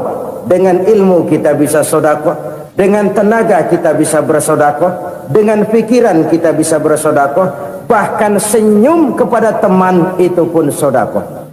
Jadi kalau sedekah dengan uang memang belum punya uang, nyengir aja banyakin. Itu asal pada tempatnya, jangan lalu ketemu tiang listrik cengengesan. Tentu tidak pada tempatnya dan tidak wajar. Nah, sedekah yang paling dicintai Allah adalah sedekah yang disembunyikan. Artinya jauh dari sifat riya. Kan kadang-kadang ada orang sedekah itu disebutkan namanya, apa tidak bagus? Kalau memang niatnya ikhlas, ya bagus-bagus saja. Untuk memberikan sugesti kepada yang lain. Di Fulan bin Fulan nyumbang sekian, diumumkan. Boleh kalau niatnya untuk memberikan rangsangan kepada yang lain supaya dia menyumbang lebih besar dari orang tadi. Tapi kalau itu mendatangkan riya, maka sedekah yang paling dicintai Allah adalah sedekah yang disembunyikan. Tangan kiri saja tidak tahu apa yang diberikan oleh tangan kanan. Sedekah yang dilakukan dengan ikhlas akan merupakan perbendaharaan surga, tersembunyi dari pandangan orang lain, tidak seorang pun tahu. Karena memang sikap yang baik adalah melupakan kebaikan dan mengingat kesalahan. Itu salah satu ciri orang bahagia. Orang yang selalu mengingat kesalahannya dan berusaha melupakan segala kebaikannya. Kalau dia akan berada kebaikan, dia tidak bisa ikut, dia merasa rugi karena dia merasa belum pernah berbuat baik. Tapi kalau akan melakukan kesalahan baru, dia ingat kesalahan yang sudah-sudah, sehingga terhalang baginya untuk melakukan satu kesalahan baru. Demikianlah saudara-saudara, bahwa Allah melebihkan rizki sebagian kita dari yang lain, agar terjadi tolong-menolong dalam kehidupan ini. Jadi kesenjangan yang nature, kesenjangan yang alami, itu sunnatullah. Ada yang kaya, ada yang miskin, ada yang kelas menengah. Nah, kenapa lalu sekarang kita berusaha mengentaskan kemiskinan? Oleh karena adanya kesenjangan struktural. Kalau yang kaya bisa semakin kaya, kenapa yang miskin tidak bisa naik jadi ikut sedikit kaya? Sebab pada dasarnya Islam adalah agama yang sejak turunnya sudah berupaya memerangi kemiskinan. Bahkan dikatakan kemiskinan itu mendekatkan kepada kekufuran. Orang kalau miskin udah dekat banget sama kafir. Gampang menjadi kafir. Berapa banyak saudara-saudara kita yang oleh karena soal perut, oleh karena soal materi, terpaksa meninggalkan dan menanggalkan akidahnya, menjual petunjuk yang diberikan Allah dengan kesenangan dunia yang cuma sebentar ini. Na'udzubillah thumma na'udzubillah. Jadi makin kita sembunyikan satu sedekah, semakin banyak perbendaharaan kita di surga. Sedekah yang paling dicintai Allah adalah sedekah yang disembunyikan. Malahan ada seorang sufi, dia punya kebiasaan kalau pergi sholat Jumat dia bawa uang, itu uang dia taruh di bawah tikar masjid. Dia niat sedekah kepada siapa saja yang nemuin itu duit. Maksudnya apa? Supaya yang nemuin nggak tahu siapa yang punya duit. Demikian dia saking ingin menyembunyikan sedekahnya. Karena sifat riya itu bisa memakan amal kita sendiri. Riya itu termasuk menyebut-nyebut kebaikan kita. Orang yang suka nepuk dada, sedikit-sedikit ngitungnya kalau nggak gua. Tuh kalau nggak gua tuh yang belas itu kalau nggak gua, iya kalau nggak lu kenapa emang? Orang yang suka menepuk jasad, tuh biasanya memang begitu saudara-saudara.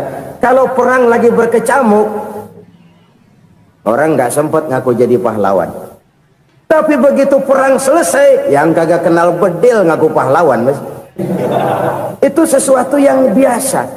Oleh karenanya, orang-orang yang ikhlas dalam bersedekah, disembunyikannya sedekah itu Allah cinta betul. Malahan ada hadis memberikan jaminan, inna shadaqatal mar'il muslimi tazidu fil umri wa tadfa'u mitatas su'i. Sesungguhnya sedekahnya seorang mukmin tazidu fil umri, bisa menambah umur panjang, wa tadfa'u mitatas su'i, dan menyelamatkan manusia dari mati secara su'ul khatimah. Jadi siapa yang kepengen panjang umur, banyaklah sedekah. Yang bosan hidup, pelit terus. Sedekah menambah panjang umur dan menyelamatkan manusia dari mati secara su'ul khatimah. Pak, katanya umur itu nggak bisa ditambah, nggak bisa dikurangin. Kapan? Kalau ajal sudah datang. Wa idza jaa ajaluhum la yastakhiruna sa'atan wa la yastakdimun. Kalau ajal datang tidak bisa dimajukan, tidak bisa dimundurkan. Itu kalau ajal sudah datang. Tidak bisa lagi umur ditambah dikurangi, sudah datang. Tapi kalau belum datang, itu kan haknya Allah. Mau ditambah, mau dikurangi, hak prerogatif Allah. Sebagai pencipta manusia, Allah maha kuasa dan maha mampu. Sedekah ini menambah panjang umur dan menyelamatkan manusia dari mati secara su'ul khatimah. Itu orang mati kan sama ya, kondisinya mati, nggak nafas. Tapi hakikat mati kan lain-lain. Ada yang mati itu husnul khatimah, baik akhirnya. Misalnya lagi ngaji mati, lagi sholat mati, lagi sedekah mati. Ini yang dinamakan dengan husnul khatimah, baik di akhirnya. Sebaliknya ada yang su'ul khatimah, jelek di akhirnya. Ini yang jadi catatan akhir. Lagi nyekek botol, mampus. Lagi banting kartu, modar. Su'ul khatimah, jelek pada akhirnya. Sedekah menyelamatkan manusia dari mati secara su'ul khatimah. Dan kita semua kepengen mendapat husnul khatimah, jauh dari su'ul khatimah. Oleh sebab itu yang bisa menyelamatkan kita dari penyakit itu antara lain adalah sedekah yang disembunyikan, yang dikerjakan dengan ikhlas karena Allah, tidak karena kepengen dipuji orang, tidak karena ingin dikatakan orang pemurah. Sebab orang dermawan itu orang yang memberi tanpa harus diminta. Kalau masih harus diminta, ya belum dermawan namanya, masih harus diminta. Kalau nggak diminta ya tulus, lolos, polos. Saudara-saudara kaum muslimin rahimakumullah, harta adalah amanat dan akan kita pertanggungjawabkan. Allah melebihkan rizki sebagian kita dari yang lain agar kita saling tolong menolong, bantu membantu. Nabi janjikan, siapa yang meringankan beban saudaranya muslim di dunia, Allah akan meringankan bebannya di akhirat nanti. Sebuah jaminan dari baginda Nabi. Si orang yang kita bantu barangkali tidak bisa membalas, Allah yang akan membalas lewat jalan lain yang tidak pernah kita sangka-sangka. Ada orang tanya, Pak, ini ada orang nyumbang masjid sambil marah-marah, bagaimana? Saya bilang, sumbangannya aja ambil, marahnya jangan. Marahnya jangan diambil, itu urusan dia. Saudara-saudara kaum muslimin rahimakumullah, umat Islam ini kan umat yang punya potensi besar. Kadang kita merenung, kenapa kadang-kadang pembangunan masjid kok lambat sekali? Kalau hotel hari ini peletakan pertama, bulan depan peresmian. Supermarket hari ini peletakan batu pertama, minggu depan peresmian. Tapi kalau sudah yang namanya masjid, kadang-kadang peletakan batu pertama sekaligus jadi batu terakhir. 3 tahun, 4 tahun, campur nebar jalak di jalanan, duit dijaring kayak ikan sepat. Apa tidak ada orang Islam yang kaya? Banyak. Apa tidak ada pengusaha muslim yang jadi konglomerat? Ada. Lalu yang belum banyak itu yang komit terhadap nilai-nilai agamanya. Akhirnya kita jatuh jadi umat yang lemah. Belum ada pengusaha konglomerat muslim buka pabrik super mie cap beduk misalnya umpamanya atau pabrik kecap cap sorban supaya identitas keislamannya sedikit kelihatan. Kita jatuh jadi umat yang lemah karena potensi tidak terinventarisir dengan baik. Kita ini ibarat kompor yang cuma matengin nasi orang lain. Potensi kita dimanfaatkan oleh orang lain. Ukhuwah Islamiyah kita baru terbatas kepada silaturahmi. Ukhuwah di bidang ekonomi kita lemah, ukhuwah di bidang kebudayaan kita lemah, apalagi ukhuwah di bidang politik kita lebih rapuh lagi. Padahal ukhuwah itu adalah totalitas kehidupan manusia, menyangkut ipolek sosbud, memerlukan nilai-nilai ukhuwah. Jadi oleh karena itu mari kita menyadari di dalam harta kita, walaupun kita yang cari pergi pagi pulang sore peras keringat banting tulang, di sana ada harta anak yatim, di sana ada hak masjid, di sana ada hak pesantren, di sana ada hak jihad. Berbahagialah seseorang apabila dia oleh Allah dijadikan keran. Keran itu menyimpan air tapi tidak untuk dirinya, tapi disalurkannya kepada mereka yang memang memerlukannya. Saudara-saudara kaum muslimin rahimakumullah, ini yang pertama. Jadi perbendaharaan surga adalah menyembunyikan sedekah. Orang lain nggak tahu, kita pun nggak pernah ngitung-ngitung. Kita anggap lewat begitu saja, padahal itu deposit akhirat. Satu. Yang kedua, perbendaharaan surga itu apa? Wa kitmanul musibah, menyembunyikan kesulitan. Kadang orang takut menghadapi kesulitan, tapi makin kita merenung, hidup ini kan sebenarnya urusan. Takut sama urusan ya jangan hidup. Tandanya orang hidup itu kalau punya urusan. Urusan melupakan problem, problem sering menimbulkan kesulitan. Kesulitan bukan untuk ditakuti, tapi untuk diatasi dan dicarikan jalan keluarnya. Siapa sih orangnya yang nggak pernah sulit-sulit? Makin tinggi status sosialnya, makin gede urusannya. Makin tinggi kualitas imannya, makin berat tingkat kesulitannya. Cuma memang yang namanya enak itu seperti pelangi. Biang lala itu nggak pernah di atas kepala kita, di atas kepala orang melulu. Lo sih enak lo, kata kita. Dia juga bilang yang enak kan lo. Pelangi itu nggak pernah di atas kepala kita. Kata tukang beca, aduh enak ya naik Mercy. Kata tukang beca, apa yang di dalam mobil Mercy? Aduh enak bener tukang beca, di jok ngeringkuk ngorok pulas bener. Saya kamar pakai AC sejuk, tempat tidur sutra empuk, alga spring bed, kulak kulik nggak bisa pulas kalau belum minum Valium, belum tidur. Enak bener tukang beca, di jok ngorok nggak tahu wetan kulon. Si tukang beca bilang yang di Mercy enak, yang di Mercy bilang tukang beca enak. Inilah enak, nggak pernah di atas kepala kita, di atas kepala orang lain melulu enak itu.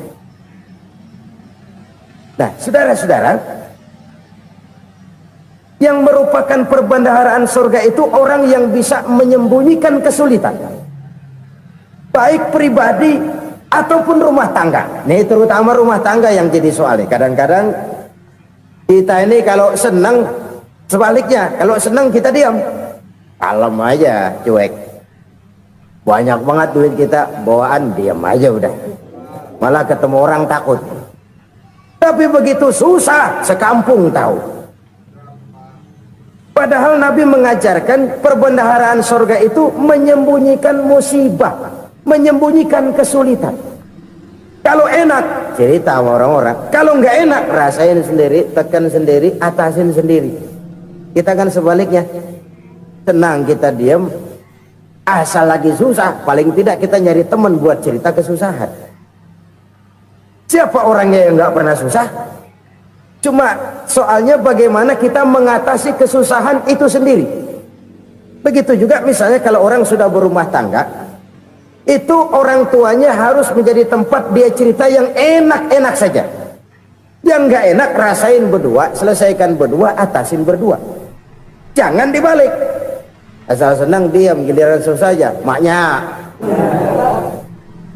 laporan. Terbalik, bisa menjaga security informasi. Maka nama bayam keluar diem, malah seluitan. Enak amat lo makan daging ayam. Security informasi. Saudara-saudara kaum muslimin rahimakumullah, ujian yang terberat itu yang pernah diberikan kepada para nabi, para rasul, para aulia, para ulama. Makin tinggi keimanan, makin berat bentuk kesulitan. Ayo saya kemukakan satu contoh saja. Ada seorang nabi yang kaya, nabi kaya, namanya Nabi Ayub. Iblis kalau orang begini kan keki, ibadahnya rajin, kaya. Nih yang kayak begini susah digodain. Kalau ibadahnya rajin, miskin, kali bisa disogok.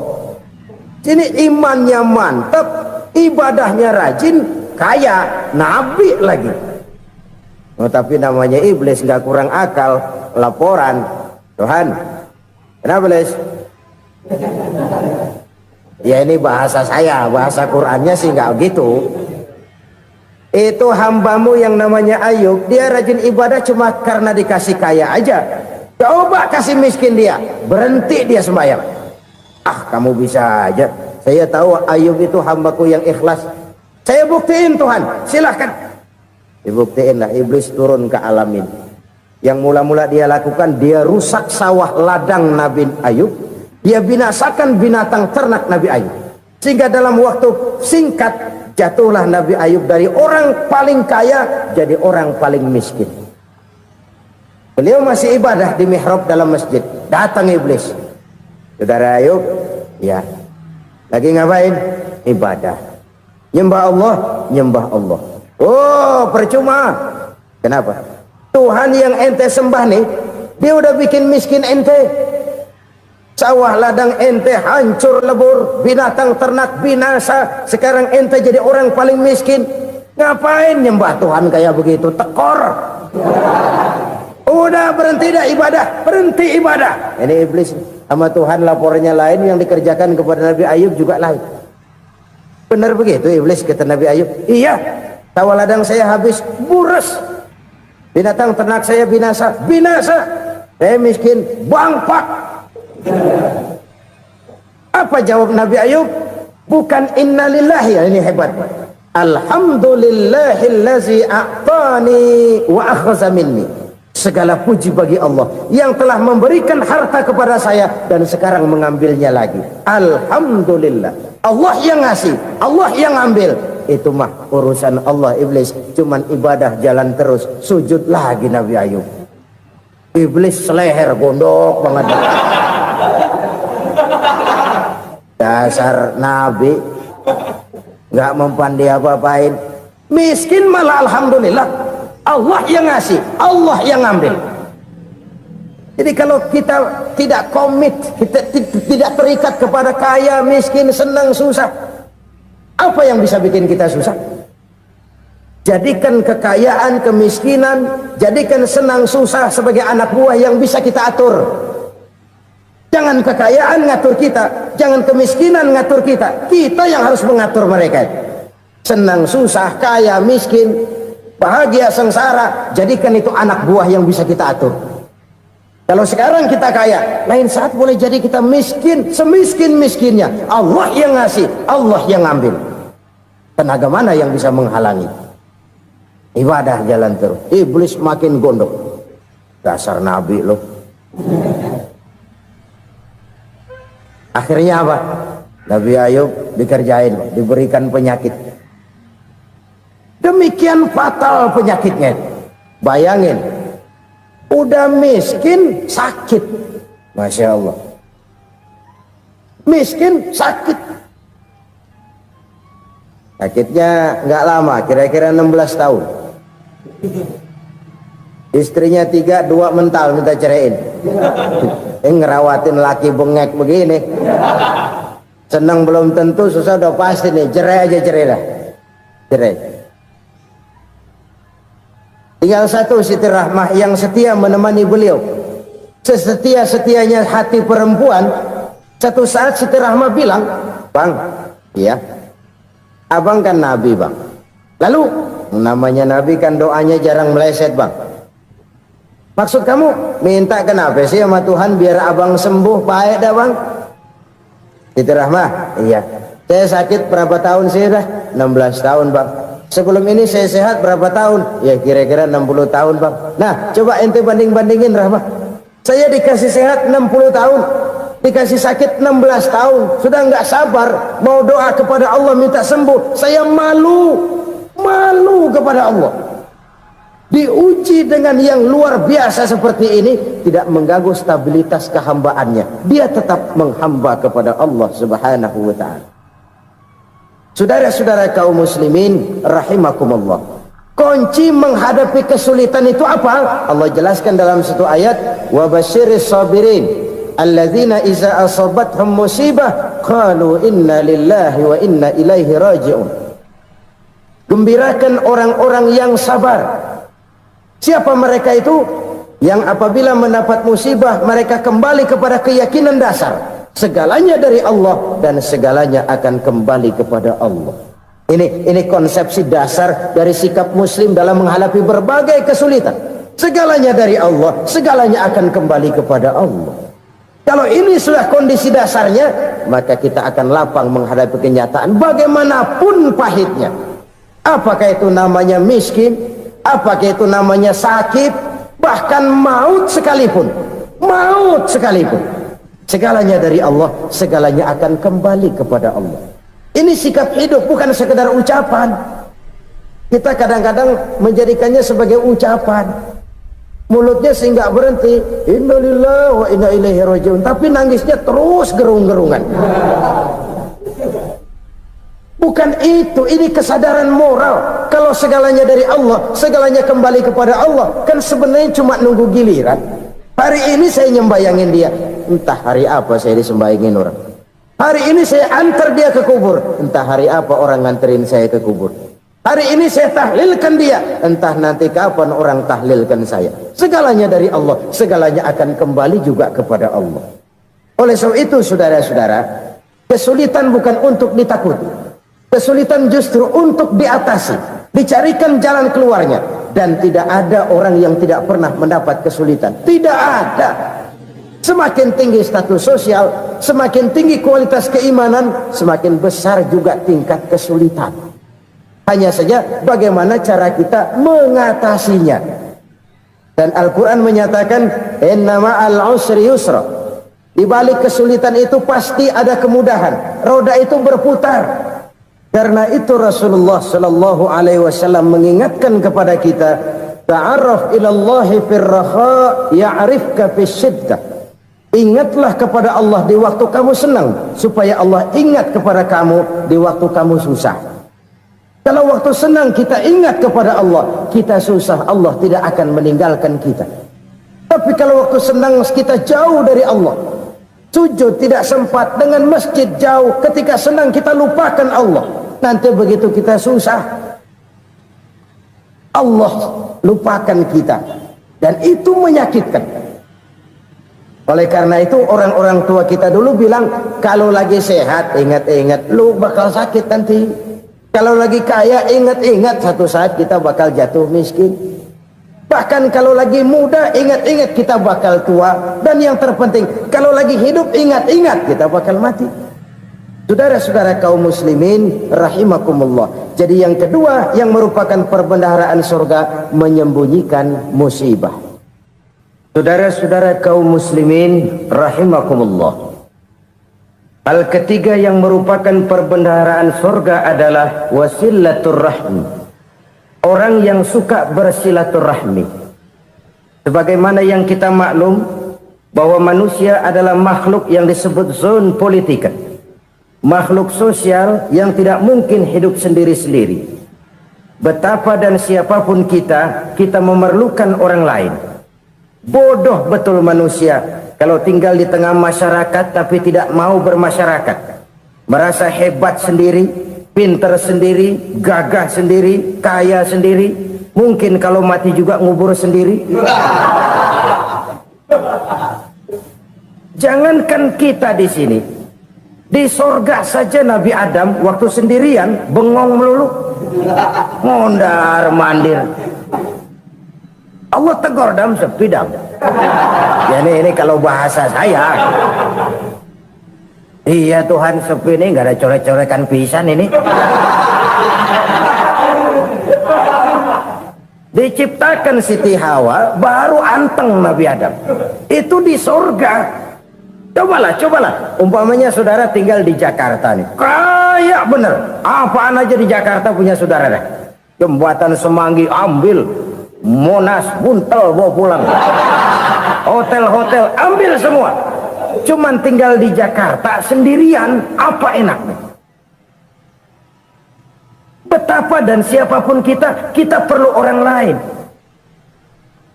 Tidak ada seorang pun yang bisa memenuhi kebutuhan hidupnya secara sendiri-sendiri. Nah, Islam telah menyelamatkan manusia dari ras diskriminasi, mengikat manusia dengan persaudaraan yang berlandaskan kepada akidah. Karena itu dianjurkan bersilaturahmi. Bahkan Nabi menyatakan, man arada ayyubsata lahu fi rizqihi wa yunsa'a fi atharihi falyasil rahimah. Siapa yang kepengen diluaskan rezekinya dan dipanjangkan usianya, banyaklah ia bersilaturahmi. Siapa yang kepengen dimudahkan rezekinya, hendaknya ia banyak bersilaturahmi. Kalau banyak teman, kesulitan kan paling tidak ada tempat cerita. Udah susah, sendirian kita pikirin diri, nggak ada tempat tukar pikiran. Cepet banget sama bengek. Dilawan sendiri. Nah, secara makro kita bisa berkata, tidak mungkin ada kemenangan kalau tidak ada kekuatan. Tidak ada kekuatan kalau tidak ada kesatuan dan persatuan. Tidak mungkin ada kesatuan dan persatuan tanpa semangat silaturahmi. Kalau umat Islam mau menang, dia harus kuat. Kalau umat Islam mau kuat, dia harus bersatu. Kalau umat Islam mau bersatu, dia harus membudayakan silaturahmi ini. Bahkan sampai-sampai kata Nabi, kalau bisa cari nilai tambah. Apa? Silman qata'ak. Bersilaturahmilah kau kepada orang yang marah denganmu. Masya Allah, indahnya ajaran agama kita. Orang yang marah pun kepada kita, kata Nabi, kalau bisa bersilaturahmilah kepadanya, kepada orang yang marah itu. Di situ nilai tambah. Cuman jujur nih hadis, ngucapinnya gampang, ngamalinnya yang berat banget. Orang marah sama kita, kita disuruh silaturahmi. Ada apa malu? Lu marah, ada gua marahan lagi. Gue pikirin. Saudara-saudara kaum muslimin rahimakumullah. Tapi ini yang diajarkan, bahkan ini yang dicontohkan oleh baginda Rasul. Bagaimana begitu mudah? Misalnya satu saat Abu Jahal ini ngatur strategi bagaimana bikin Muhammad celaka. Dia gali lubang di depan tempat tidurnya. Dia tutupin daun korma. Terus dia panggil seseorang, ke sini. Kasih tahu Muhammad, pamannya sakit keras, minta ditengokin. Berangkat orang ini ke sana. Muhammad, labbaik. Pamanmu sakit keras, dia minta ditengokin. Baik, saya akan datang menjenguk beliau. Berangkatlah Nabi ke rumah Abu Jahal tanpa prasangka apapun. Abu Jahal udah pasang setil, selimut 3 rangkap setengah dipakai, persis kayak orang meriang. Tapi sembari ngintip dari balik selimut, begitu Muhammad buka pintu, nah masuk perangkap nih. Muhammad jalan menuju tempat pembaringan. Makin lama makin dekat, makin lama makin dekat, makin dekat ke lubang yang dipasang oleh Abu Jahal itu. Dalam hati Abu Jahal, terus dah jatuh, mampus dah lo ini. Mampus lo hari ini nih. Apa yang terjadi? Malaikat Jibril datang. Muhammad, pamanmu cuma pura-pura sakit. Di depan tempat tidurnya ada lubang perangkap supaya kamu jatuh ke situ. Sudah, kamu pulang. Balik kanan Nabi. Sudah hampir jatuh ke lubang, balik kanan, pulang. Bayangin kecewanya Abu Jahal. Muhammad dikit lagi, Muhammad dikit lagi. Enggak paman, saya pulang aja. Emosi bangun dari tempat tidur, enggak sadar kalau lagi pura-pura sakit. lompat ngejar Nabi, dia lupa dengan lubang yang dia gali. Usrak, nyemplung sendiri ke dalam lubang.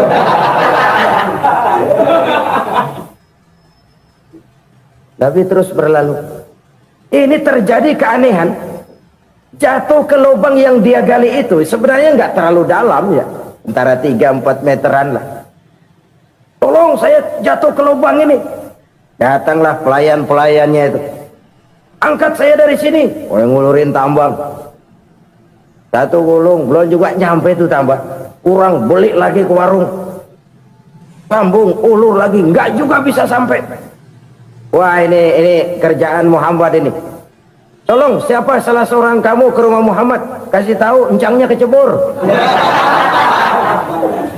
Minta ditolongin. Sampaikan kepada Rasul. Kenapa? Pamanmu jatuh ke lubang, Muhammad minta tolong diangkatin. Tambang udah nyambung-nyambung nggak nyampe juga. Ya, nanti saya datang, saya tolong. Cobain. Nyata-nyata orang berniat jahat mau mencelakakan dia. Datang dia menolong. Ini yang disebut air tuba dibalas air susu ya ini. Bukan sebaliknya.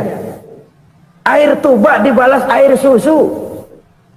Paman, kecebur ya? Iya Muhammad, tolongin nih.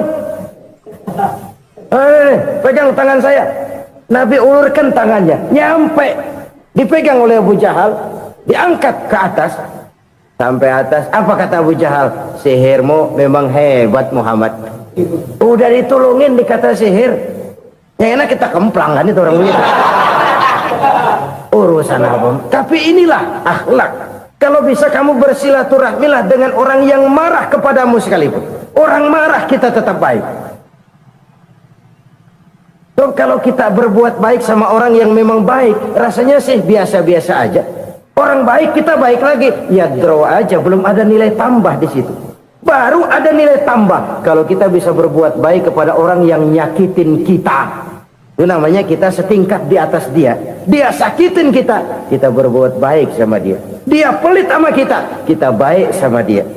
Dia marahin kita, kita deketin dia. Di situ kita punya nilai tambah.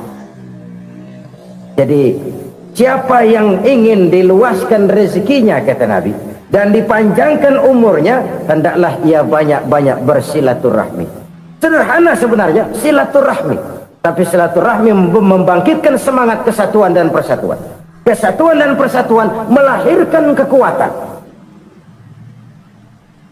Dalam matematika 1 ditambah 1 pasti 2. Tapi di tengah masyarakat, 1 orang takut ditambah 1 orang takut, hasilnya jadi 2 orang setengah berani. Kenapa setengah berani? Karena udah berdua. Tadi pan takut sendirian, kalau dia kumpul turu-turu takutlah jadi berani. Kita yang lemah, kita yang tidak berdaya, kita yang miskin, kalau mau kompak bersatu, apa yang nggak bisa kita kerjain? Apalagi tinggal di kota besar, pilihan cuma 2. Bertahan atau minggir. Bertahan atau minggir. Untuk bisa bertahan harus mampu bersaing. Untuk mampu bersaing harus punya keahlian. Keahlian harus ditunjang dengan pendidikan, ditambah oleh kekompakan sebagai umat. Udah miskin mencar mulu, orang injak kita. Orang nggak pandang urusan apa malu. Oleh karena itu silaturahmi pada hakikatnya merupakan roh dari ukhuwah yang diajarkan oleh agama kita. Bagaimana Islam menyelamatkan masyarakat manusia dari ras diskriminasi, mengikat manusia, dan tidak ada persaudaraan yang lebih indah selain persaudaraan yang diikat dengan nilai-nilai akidah. Sepanjang orang di jalan Allah, itulah saudara kita. Keluar dia dari jalan Allah, selesailah persaudaraan sampai di situ. Karena itu, kalau ingin menyimpan sesuatu di surga, banyaklah bersilaturahmi. Datang ke rumah ini, datang ke rumah itu, dan lain sebagainya. Itu simpanan kita di akhirat nanti. Ini yang ketiga. Saudara-saudara, yang keempat, perbendaharaan surga itu apa?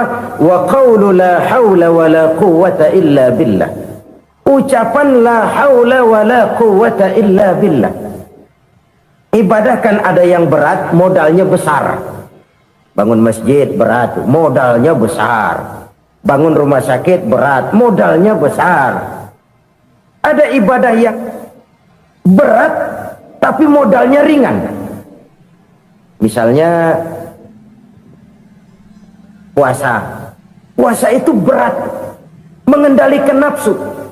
Kalau sekedar nggak makan nggak minum sih enteng, mengendalikan nafsu itu jihad terbesar. Tapi kan modalnya ringan, cuma niat saja. Ini ibadah berat, modalnya ringan. Ada ibadah yang ringan, modalnya juga enteng. Seperti termasuk ucapan la haula wala quwata illa billah. Tanpa sadar, la haula wala quwata illa billah, nyelengin tuh di surga. Nyelengin, kita nggak terasa, nyelengin simpenan akhirat. La haula wala quwata illa billah, nyimpan lagi. Kaget, la haula wala quwata illa billah, nyimpan lagi. Banyak simpenan. Walaupun sebenarnya yang dimaksud di sini adalah kesadaran batin bahwa tidak ada daya dan kekuatan kecuali Allah. Itu intinya. Kita memulai pekerjaan disunahkan baca bismillah, kan begitu.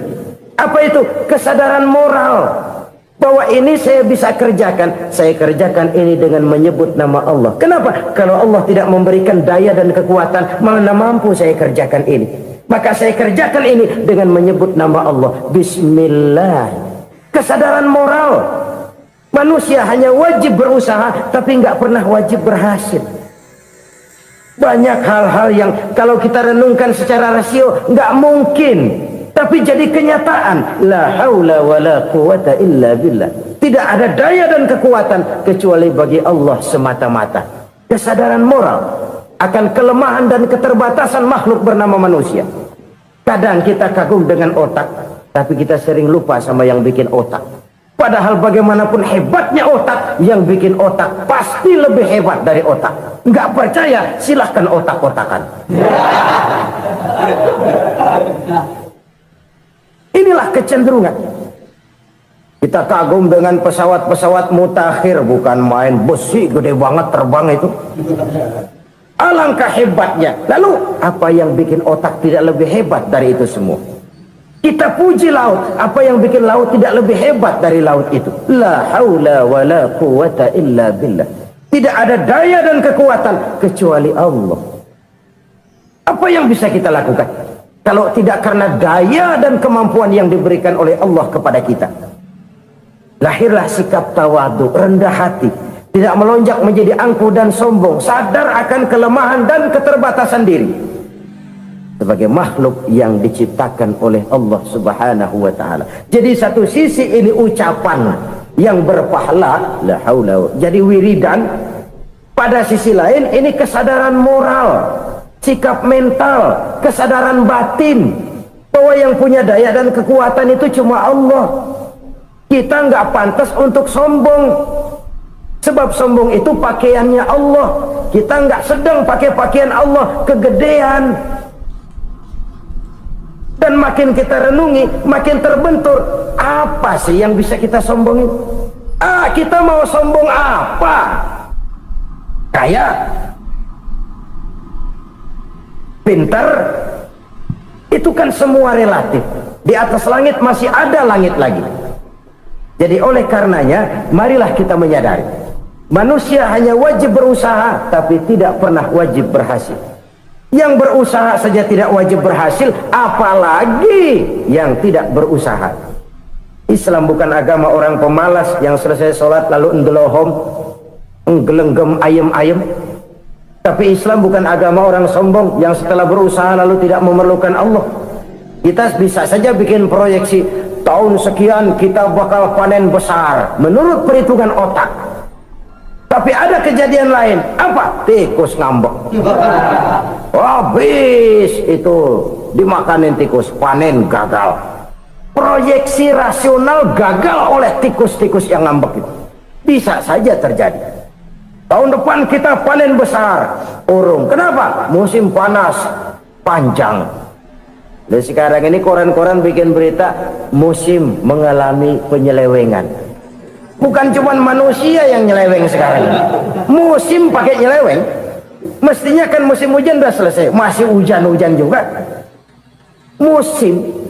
Nah sekarang kita boleh bikin proyeksi, kita bakal panen besar. Tahu-tahu musim panas panjang.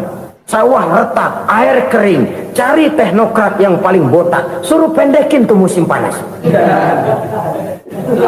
La haula wa la quwata illa billah. Inilah kesadaran moral. Saudara, saya teringat satu saat ada seorang konglomerat. Umurnya ya kira-kira 70-an. Satu saat dia ditanya oleh wartawan, "Pak, umur Bapak berapa sih?" "Ya paling 10 tahun." 10 tahun? 10 tahun? Anak Bapak berapa orang? Satu saja? Satu. Harta Bapak berapa? Ya paling-paling bangsa 7 juta kali. 7 juta? Iya. Pak, kenapa Bapak bohongi saya? Bapak punya buku biografi, koran-koran, majalah-majalah banyak memuat cerita riwayat hidup Bapak. Saya tahu umur Bapak 70. Kenapa bilang cuma 7 tahun? Saya tahu anak Bapak 8. Kenapa cuma bilang 1? Saya tahu harta Bapak miliaran, mungkin triliunan, pabrik di mana-mana, bank di mana-mana. Kenapa bilang uang Bapak cuma 7 juta? Nah, kata si konglomerat tadi, "Kamu benar, Nak, kamu benar. Umur saya kalau jumlahnya memang 70, Nak. Cuman ingat-ingat saya, baru 7 tahun terakhir ini saya sujud. Baru 7 tahun terakhir ini saya berusaha dekat dengan Allah. Saya laksanakan perintahnya, saya jauhi larangannya. 7 tahun inilah rasanya yang ada nilainya di hadapan Allah. Yang 63 tahun matong, kelabu, kelem umur gue. Habis untuk maksiat, untuk munkarat. Maka ketika ditanya tadi, umur saya 7 tahun itu. Oh begitu Pak. Oh iya. Lalu anak Pak, anak Bapak kan 8. Kenapa bilang cuma 1? Nah, kalau jumlah hitungannya memang anak saya 8. Tapi dari 8 orang ini rasanya cuma 1 nih yang bakal jadi buah hati, belahan jantung, pelanjut cerita, penerus sejarah, bakal jadi anak soleh yang akan mendoakan saya. Cuma 1 rasanya anak saya ini yang bakal jadi buah hati saya, besar-besaran saya, yang akan mendoakan di kubur saya, yang akan mendoakan di akhirat saya. Yang 7 orang mana? Masya Allah, yang 1 tenggeng, yang 1 nyekek botol mulu, yang 1 nggak karu-karuan. Makanya saya bilang 1 anak saya yang akan bisa mendoakan saya. Oh begitu Pak. Iya. Nah, harta Pak, harta Bapak kan triliunan, pabrik Bapak di mana-mana, uang Bapak hampir di tiap bank-bank besar. Kenapa bilang cuma 7 juta? Betul kau Nak. Harta saya kalau jumlahnya memang miliaran, triliunan mungkin. Tapi yang saya ingat baru 7 juta tuh yang saya belanjakan di jalan Allah. Saya nyumbang masjid, saya santuni yatim piatu, saya bantu pembangunan pesantren, saya bantu pembangunan rumah sakit Islam. Itu yang akan saya bawa pulang ke akhirat, yang 7 juta itu. Yang triliunan itu nanti akan diperebutkan oleh anak-anak saya sebagai waris saya. Jadi harta saya 7 juta itu yang bakal nemenin saya di akhirat, yang akan saya bawa pulang jadi teman saya. Saudara-saudara kaum muslimin, jangan-jangan orang tua itu adalah kita-kita ini. Jangan-jangan kita-kita ini adalah orang tua itu. Jangan-jangan itu potret dari diri kita masing-masing. Dari sekian umur yang diberikan Allah, berapa tahun yang ada nilainya di hadapan Allah? Dari sekian anak-anak yang merupakan amanah, berapa yang akan mendoakan kita sebagai orang tuanya menjadi anak soleh? Dari sekian banyak harta yang diberikan Allah, berapa yang akan kita bawa pulang menghadapnya nanti, yang kita belanjakan di jalan Allah? Ini sebuah potret kehidupan. Karena itu kita kembali kepada la haula wa la quwata illa billah. Kita wajib berusaha, kita wajib berikhtiar. Selebihnya segala daya dan kekuatan hanya milik Allah saja semata-mata. Satu kesadaran batin dari setiap pribadi muslim. Setelah ia berusaha dan berikhtiar, ia menyerahkannya kepada Allah Subhanahu wa ta'ala. Jadi satu sisi ini merupakan wiridan ucapan yang mengandung pahala, pada sisi lain ini merupakan sikap batin dari seorang muslim di dalam ia menghadapi realitas kehidupan ini. Saudara-saudara kaum muslimin rahimakumullah, kalau ini kita jadikan satu basis kehidupan, Maka ini akan menyelamatkan manusia dari kemungkinan tergelincir menjadi orang yang lupa diri dan lupa darat. Sebab itu Imamul Ghazali berpesan, jadidis safinah fa innal bahra amiq wa khuziz zad fa inna safara ba'id wa khaffifil hamla fa innal hamla sadid. Perbarui selalu kapalmu karena lautan sangat dalam. Bawa bekal yang banyak karena perjalanan ini sangat jauh. Ringankan beban karena kebanyakan beban akan menyakitkan. Alangkah indah kalimat ini, alangkah dalam makna yang terkandung di sana. Perbarui selalu kapalmu karena lautan sangat dalam. Apa artinya ini? Jaga mentalmu baik-baik. Pelihara imanmu baik-baik karena hidup penuh cobaan seperti lautan. Kita kalau berlayar di lautan kan kadang-kadang tenang, angin bertiup sepoi-sepoi basah. Jika malam datang bintang gemintang bertabur menghias cakrawala, rembulan memantulkan sinarnya dengan indah. Dalam keadaan begitu berlayar enak, tapi lain saat ombak menggunung, halilintar menyambar, angin topan bertiup. Berapa banyak sudah saudara-saudara kita yang tenggelam di lautan dunia tanpa sadar bahwa dia belum sampai kepada pantai yang akan dituju. Berapa banyak sudah saudara-saudara kita yang tenggelam di lautan dunia ini tanpa sempat bangkit lagi. Dia menyangka sudah sampai kepada tujuannya. Hati-hati kapal jangan sampai bocor karena lautan sangat dalam. Iman ini jaga baik-baik karena hidup penuh dengan ujian. Wa khuzizat fa inna safara ba'id. Bawa bekal yang banyak karena perjalanan sangat jauh. Saudara mau ke Bandung, bawa duit. Saudara mau ke Surabaya, banyakan lagi duitnya. Saudara mau ke Mekah, gepokan, iketan tuh duit nggak lembaran lagi. Makin jauh perjalanan, makin banyak bekal yang harus kita bawa. Kalau saudara dari Jakarta mau ke Surabaya, kagak bawa duit berangkat juga, itu sih bukan berani namanya, nekat. Sampai Surabaya belum tentu, sengsara di jalan udah pasti. Kenapa? Nggak bawa bekal berangkat. Sama juga kita nih, misalnya belum sempat sembahyang, mati. Waduh, berani banget orang. Belum punya bekal, mati. Sengsara di jalan. Atau bekal tidak cukup. Dari Jakarta saudara mau ke Surabaya, bawa duit 500 perak. Paling jauh Cikampek nyampenya itu. Paling jauh itu. Antara jauhnya perjalanan dengan bekal yang saudara bawa tidak seimbang. Hidup ini perjalanan panjang. A walking tour. Dimulai dari alam arwah. Sebelum jasad diciptakan, roh diciptakan lebih dulu. Dari situ pindah ke alam rahim. Dari alam rahim pindah ke alam dunia. Dari alam dunia pindah ke alam barzah. Baru menuju akhirat. Satu perjalanan panjang. Kalau bekal tidak bawa, sengsara di jalan. Bawa bekal yang banyak karena perjalanan ini sangat jauh.